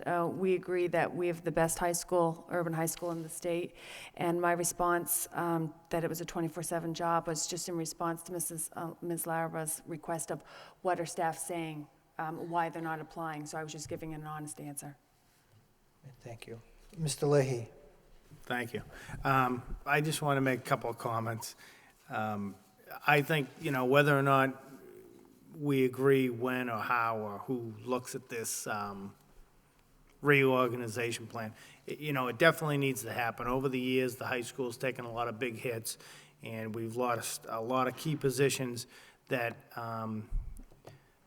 my feeling is, they need to come back. So we need to, I know we're in tough times, but we really need to invest in this, and I know everybody realizes that, and we'll debate to what degree, but, Mr. Leary's been working with the headmaster on this for a number of years, too, so, and we're all well aware of all the cuts we've made, so, but what we started with is a great start, and we definitely realize that we need to change a few things around, whether Mr. Samaras was retiring or not, so, thank you. Thank you.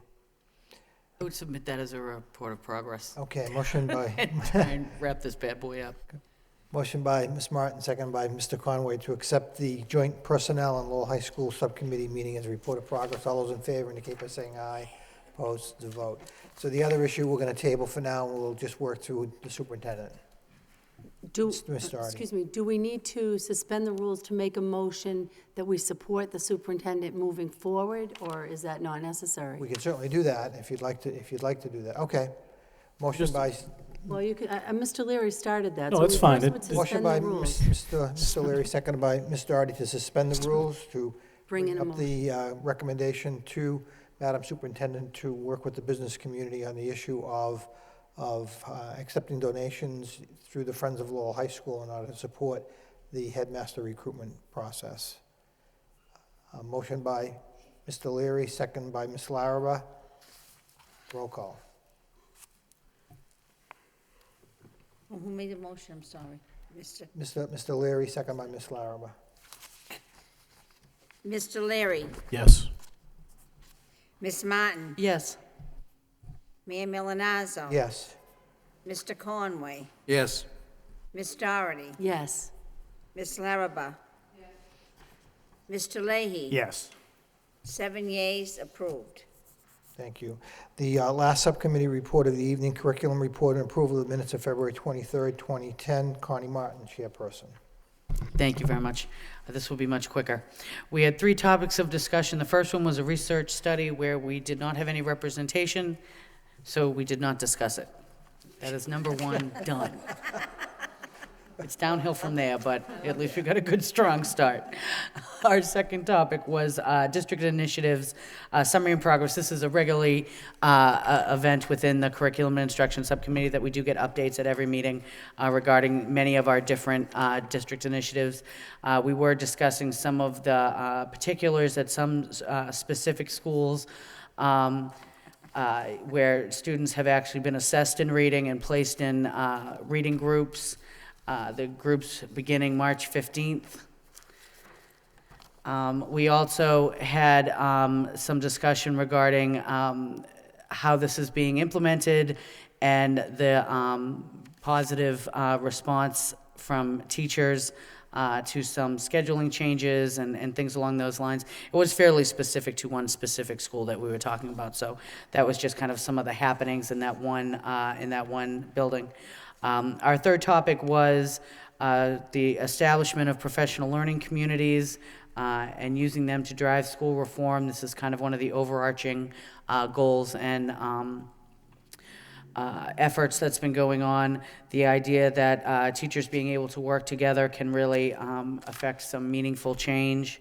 And the commitment to building that into our everyday, whether it's through our common learning time or some of the other offline events that have been going on with working with the Lowell Public Schools, as well as with the union, as well as with their national representatives, which has had a great impact in trying to, I guess, not just introduce, but firmly establish kind of an inquiry-based approach to solving problems within the district, recognizing that when teachers have the opportunity to talk to each other, they can come up with great solutions. And that was, I would submit that as a report of progress. Thank you. Motion by Ms. Larrabee. You have a question? No. Okay, motion by Ms. Larrabee to accept the report as a report of progress, second by Ms. Doherty. All those in favor, please signify by saying aye. Aye. Opposed to vote. Thank you. I'd like to thank Assistant Superintendent Franco for good work on the minutes of all of those subcommittees. Thank you. Reports from the superintendent. Moving on with the agenda. I believe the first item is level 4 school designation. We're going to talk about that. Thank you, Your Honor.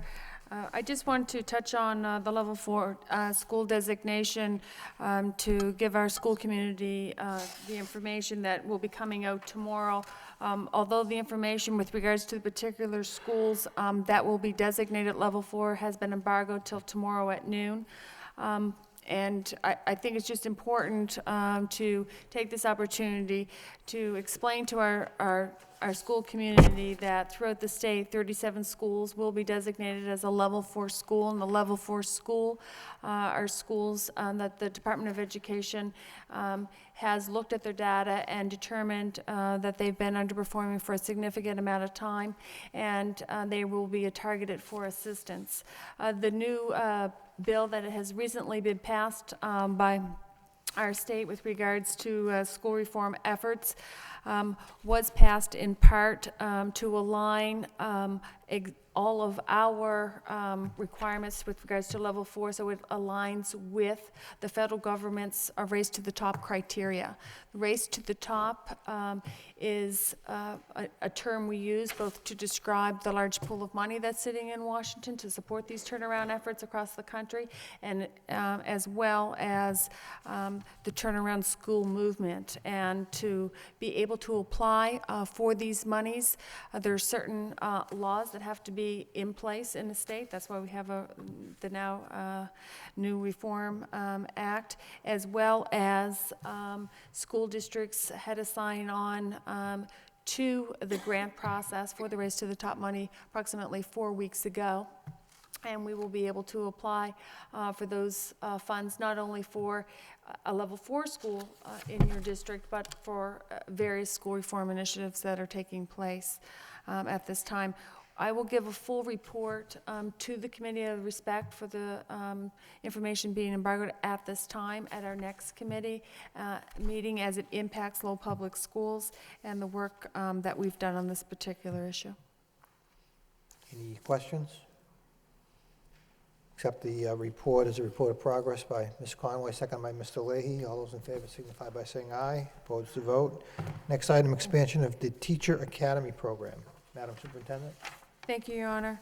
This is in response to Committee Member Connie Martin's request for an update on our expansion of our Teacher Academy program to local and regional districts as a fee-for-service program. And as the committee may recall, last year we brought forward this proposal as a way to protect the great work that had been done in the area of our Teacher Academy. We have great professional development offerings available to our teachers that are taught by our best and our brightest.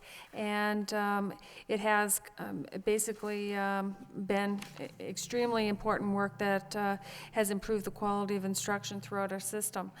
Given the dark financial clouds that we were looking into the future, we thought, well, we should, if we could, look at how we could expand these program offerings to other districts.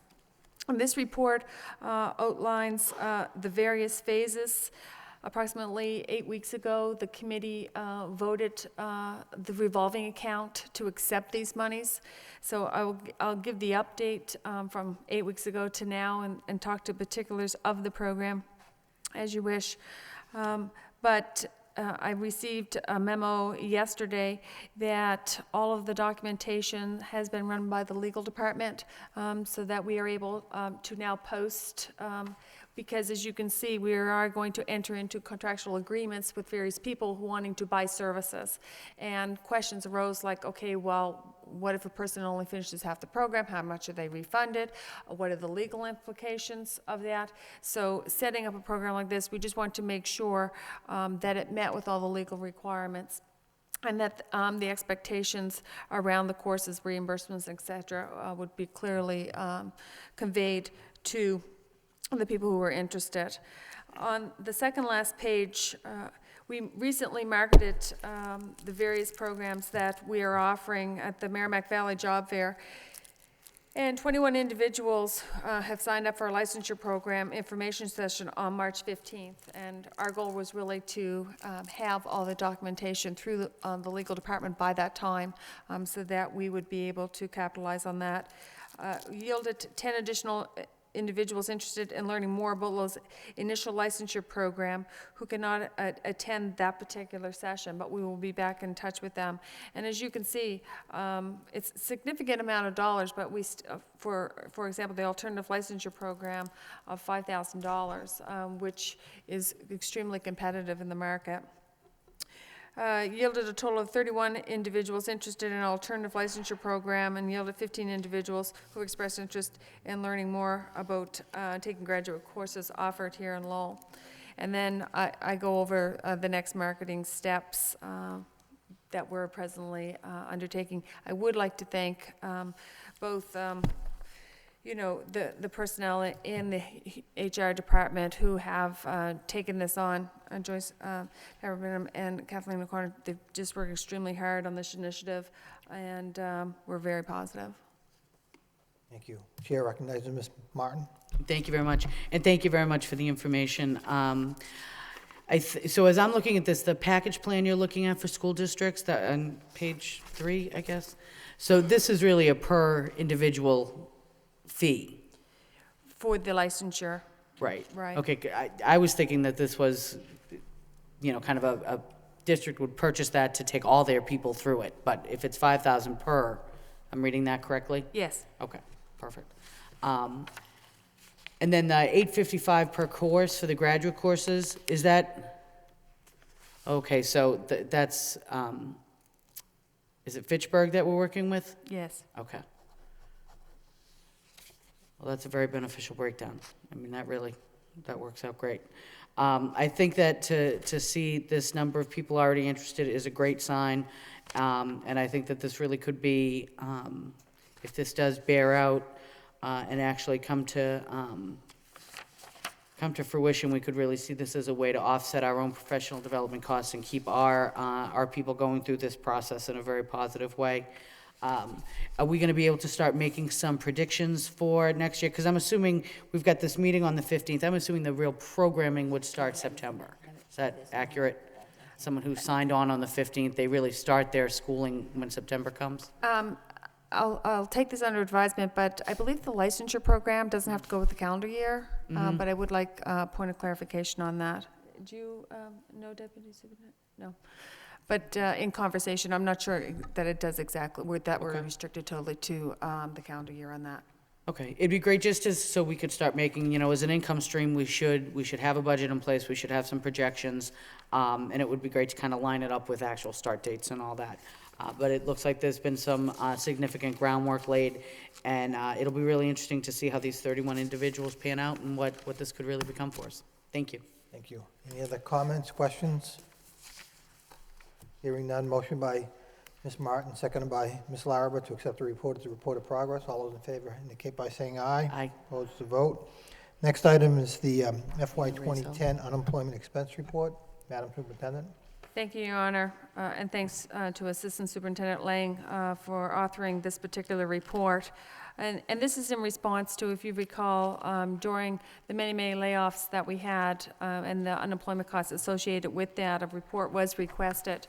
And this is the report. So I'm just going to take you through some of the big numbers in it and go over the overall picture. So, City of Lowell budgeted this fiscal year for the amount of $345,000.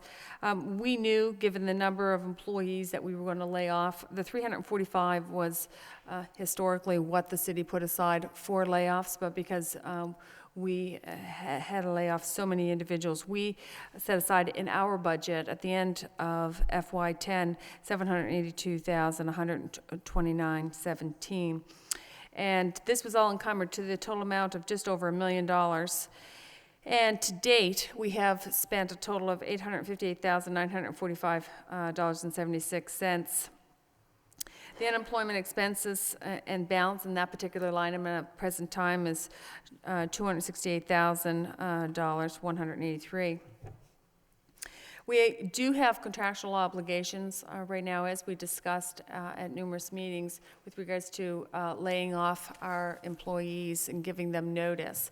Our contracts say May 15th. The law says June 15th. We did work with our unions last year, given that our budget numbers were getting worse as the weeks went on, that they did extend that date to the 15th of June as well. So we didn't have to lay off people to that time. As well, on the second page, just bring your attention to the middle of the page. And the question was, because we send out these layoff notices and then have people laid off during the summer collecting unemployment insurance and then get rehired by us, what is the cost to the school department? And after Assistant Superintendent Lang worked the numbers, and he can speak to it more further in a minute, but there was 47 individuals who collected, who came back to us. And the total cost of this gap between when we send out the layoff notices and when we send the rescinding letter to say, okay, we're going to give you a letter of reassurance, the total cost to us was around $125,000. Given the amount that of people who were laid off, if we can tighten that particular gap, obviously that would be a favorable thing to do. There was and I believe it was Mr. Leahy asked for some suggestions on change in the laws to address this particular issue. And this particular report proposes that, one, we change our contracts to reflect the June 15th date, and two, that the state law be changed so that, and the appendix at the very back of the very last page, Appendix F in this very thorough packet, states that if you are in a work for an academic institution or schools, that you don't necessarily qualify for unemployment. But the issue that we face over the summer months, but the law needs to be stated more firmly, because right now what happens is that people go to the unemployment office, they make an appeal, sometimes it's granted, sometimes it's not. So it's not consistent, and the proposal that Mr. Lang has put forward here as a suggestion is that the law would reflect if in fact you work for a school district, you will not receive unemployment insurance benefits over the summer months. If you are not rehired in the fall, then you, perhaps one of the suggestions is to receive a retroactive unemployment and proceed into the future. Assistant Superintendent Lang, do you have anything else to add? No, I'd just be happy to answer any questions or discuss it as it comes up. Thank you. Mr. Leahy, then Mr. Larry. Thank you. Great report, Jay. A lot of good information here, and the main concern is the gap money, the 125,000. So, I guess at the end of the discussion, I'd like to make them, I think we already made a motion maybe to work on this, but, so we should send this report forward. I have been in contact with, our state representatives, and they'd like to take a look at it and discuss this further with us.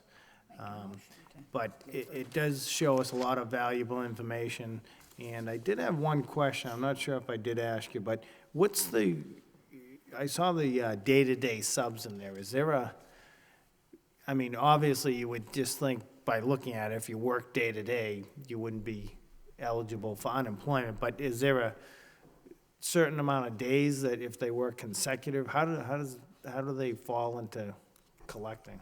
It's very strange, to be quite honest with you, and the day-to-day sub-issue has become as kind of a statewide issue. On a bunch of the different listservs that I'm on, this is an issue not only in Lowell, but across the state, particularly during the school year as well as during the summer months. When a day-to-day substitute teacher, you have a pool of teachers that are hired to go in any particular day. They're not guaranteed by the district work. You would only work unless there was an opening. But it seems as of late, I would say over the last 6 months to a year or so, these individuals, or some, are filing claims for unemployment because they're not being given daily work. And as I indicate, the department that actually reviews the claims, and we can test them all, but you go for a hearing. Sometimes these claims are being upheld. Really no rhyme or reason to it, to be honest with you. But it's very frustrating because you're employing people for jobs that are not guaranteed, obviously on a daily basis. During the school year is difficult enough to have to deal with, again, just because of the volatility and who may or may not be in a particular day. But it even goes a step further during the summer months when there's no way that we can guarantee employment for day-to-day subs. It is a loophole in the law that I really do think needs to be tightened up. That was another $36,000, an additional $36,000. I don't know if that was included in the gap projection, but on the table you gave us, I mean, that's a significant amount of money. It was. If I can maybe just take a second. Now, in the report, a couple of the key numbers that I really wanted to isolate was that 125,000, because we've been talking repeatedly about what is that cost when we're not able to offer teachers reasonable assurance of employment. The end of the school year hits, and from that point forward until they can actually get their letter of reasonable assurance is kind of your gap period. So we had a situation last year where I think we were out of school around the 15th or so. We hadn't even settled our budget until it was like the week of the 24th or 25th. And then we actually went in July and made our final budget adjustments when all the final state numbers came out. So there was no way to guarantee employment for these individuals from that last day of school until sometime over the summer. Even at that point in time, when we actually know which positions are going to be eliminated, we have to go through very intensive, because of certification, grade level criteria, bumping that happens through the district to actually figure out who's going to end up in a job and who, is unfortunately going to end up truly being laid off. And we don't want to give that letter of reasonable assurance and then own that person for the next year if you're not certain you're really going to have a position for them. So in the scheme of things, certainly that $125,000 is not minimal, but I wanted to isolate that is the amount of money that we really are trying to control here. We eliminated 121 positions in the school department last year. The amount that we're spending over that 125, which is now behind us, is all due to those 121 positions. This isn't a $1 million problem the school committee has to manage. It's really isolated to that 125, and that is really dependent on time frame. When the last day of school is, how quickly our budget is set. I'm hopeful this year, if there is a joint resolution from the state with regard to the budget, if we get that in March or April, and we can finish our budget sometime in May, well before the end of the school year, we'd be able to accelerate the recall process and get these individuals back on staff and cut down that 125,000.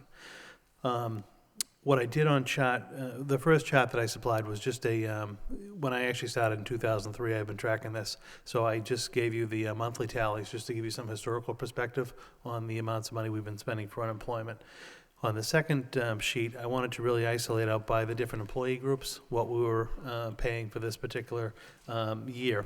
Because again, it was the regular teachers, the group that had been talked about, and we were trying to isolate what our costs were there. A lot of the other employee groups that are included on that sheet, we really just, again, don't have a lot of control over. Long-term subs was another significant category. About 20% of the money goes for them. But by the very nature of their work, you don't know if you're going to be able to employ a long-term sub or not until the start of the school year. Various other positions, again, the day-to-day sub issue frustrates me, as I'm sure others. But I wanted to give you that breakdown so you could actually just be able to compare and contrast the various groups and who's actually collecting the unemployment that was contained within the second chart. Thank you. And I just wanted to mention too that, to the work that Assistant Superintendent Mulligan did with her staff too, cut down significant about the amount of money we would have paid this year too, so, thank you. Thank you. Mr. Leary? Thank you, the report is really, it's very comprehensive and very detailed, and there was a lot of not only hard work into it, but high-quality work. Mr. Leahy and I had a motion a little while back, beginning of this year, ended last year, regarding the gap of unemployment, and $125,000, as we all know, is at least 2 teaching positions, probably more, depending on what level we're hiring at. So I think Mr. Lang's second bullet point on page 3 is really something that we need to sit down with the state legislature and ask them to enact this into law, removing, this gap. And I agree with Mr. Lang, Assistant Superintendent Lang's comments that if the budget's done earlier, then we can get this done earlier. I agree. But however, last year we were waiting on stimulus money. And there was a moving target every day. So it was this day we're losing $5 million, this day we're losing $6 million, and it just changed. Sometimes it changed by the hour. So we're really not in control of this. If we can change that legislation, I think that'll be beneficial. If we can do it quicker, obviously it's better for everybody. We have a motion out there already. I don't know if we need another motion. If we do, then we can make it tonight. I think this was a high quality of effort. It was very detailed, and it showed an area where we need assistance to make some changes. Thank you. Thank you. Any other comments on the report? What's the wish of the committee? We do have 2 bullets, as Mr. Leary and Mr. Leahy indicated on page 3, that the superintendent is recommending that the school committee review and consider those actions. Is that something we want to do this evening, or we do? Mm-hmm. Yeah, go ahead. Okay. I'll make that as a bullet 3 as a form of a motion, and I don't know if you want me to read it out or just we could use bullet 3. I can share it with. Okay, I make that as a form of a motion. A motion by Mr. Leary, seconded by Mr. Leahy, to consider the following actions, and they are listed on page 3 of the report. Any discussion on those specific actions? Any further discussion? I don't know if I need to mention, but I will just, as a cautionary point, is that it's been stated that I am married to a school teacher who's a member of the UTL, but I don't believe this impacts my wife because she is a teacher with professional teaching status. This deals with teachers without professional teaching status, but again, I just wanted, for the record, to note that. Madam Superintendent? This isn't a contract issue, Your Honor, and it applies to all staff.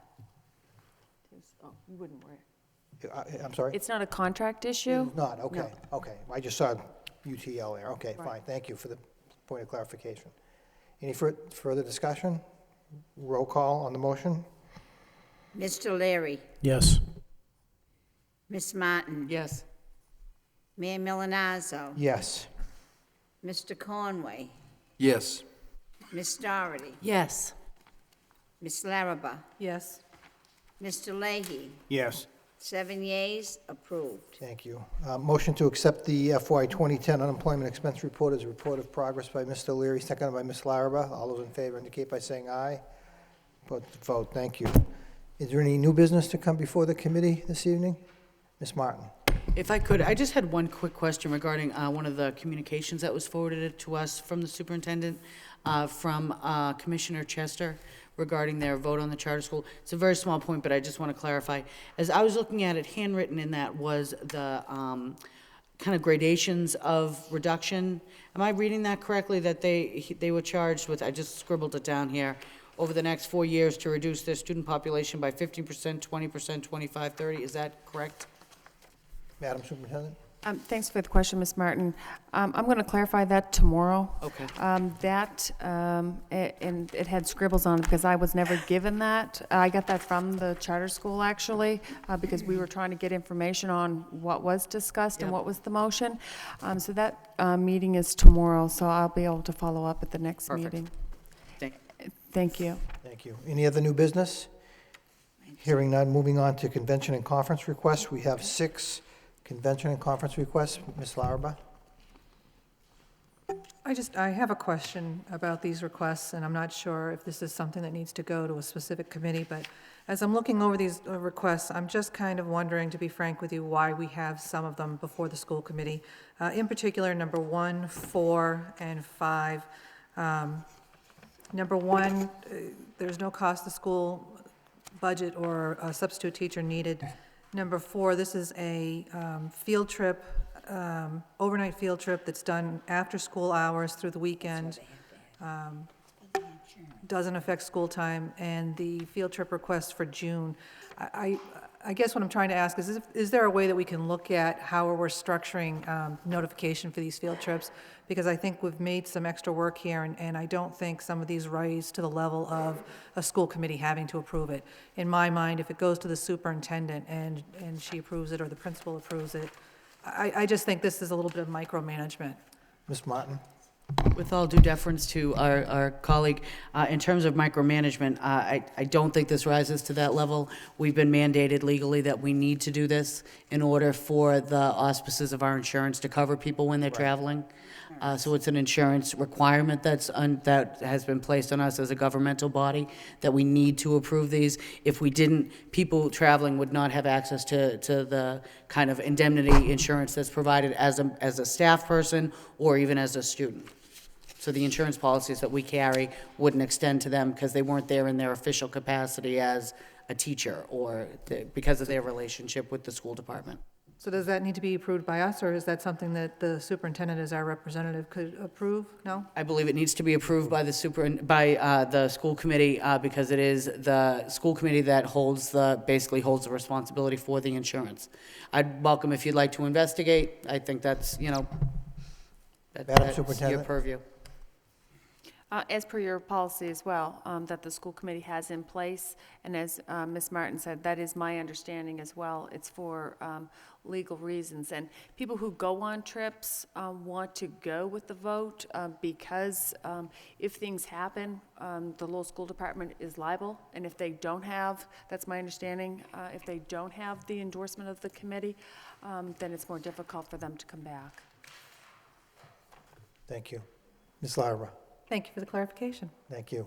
Thank you for the question. Ms. Doherty? I would move that we take them all at once, if everybody's okay with that, to accept the 6 Motion by requests. Ms. Doherty. Is there a second? Second by Mr. Conway? I'm sorry, there are 5 requests. It's 6. There's a Oh, new one. there's a new one. Yeah, the Okay, wrestling 6. request.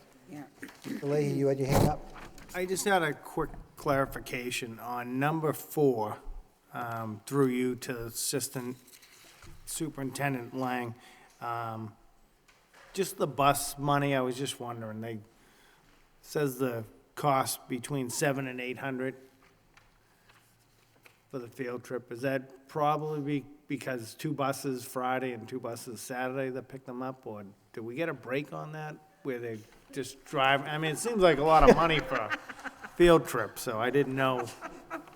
Pass the hat. Well, I think it's like $200 a bus, basically, $246 a bus for the day, right? Yeah, you caught me off guard with this one. We have a structured contract that would actually call for what the different rates we would pay per vehicle.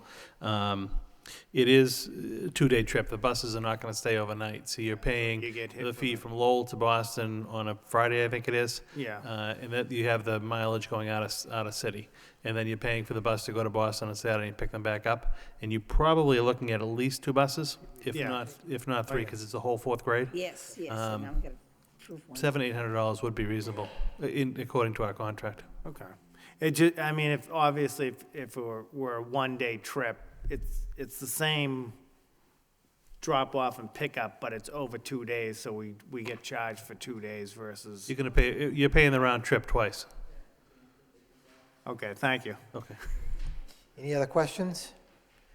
Hearing none, I would entertain a motion to approve the 6, to approve the 6 as presented by Ms. Doherty, seconded by Mr. Leary. Roll call. Mr. Leary, Yes. Ms. Martin. Yes. Mayor Milonazo. Yes. Mr. Conway. Yes. Ms. Doherty. Yes. Ms. Larrabee. Yes. Mr. Leahy. Yes. 7 yeas, approved. Thank you. Under communications, we have one item, Lowell Telecommunications Channel 10, broadcast of school committee meetings live on the first and third Wednesday of the month, Thursday at 6 p.m., Saturday and Sundays at 2 p.m., and Tuesday at 10 a.m. That's the only communication. Professional personnel, we have one request. The members of the United Teachers of Lowell hereby request to donate sick leave days to Robinson School teacher Barbara Lombard, 37 days. Thank you for your attention to this matter. Sincerely, Paul George is president. Motion to accept by Ms. Martin, seconded by Mr. Leary. Roll call. Mr. Leary. Yes. Ms. Martin. Yes. Mayor Milonazo. Yes. Mr. Conway. Yes. Ms. Doherty. Yes. Ms. Larrabee. Yes. Mr. Leahy. Yes. 7 yeas, approved. Thank you. Civil service items, any civil service items or issues this evening? Hearing none. Anything else to come before the committee? Motion to adjourn by Mrs. Doherty, seconded by Mr. Leahy. All those in favor signify by saying aye. Aye. Vote. Thank you. Thank you very much. Have a good evening.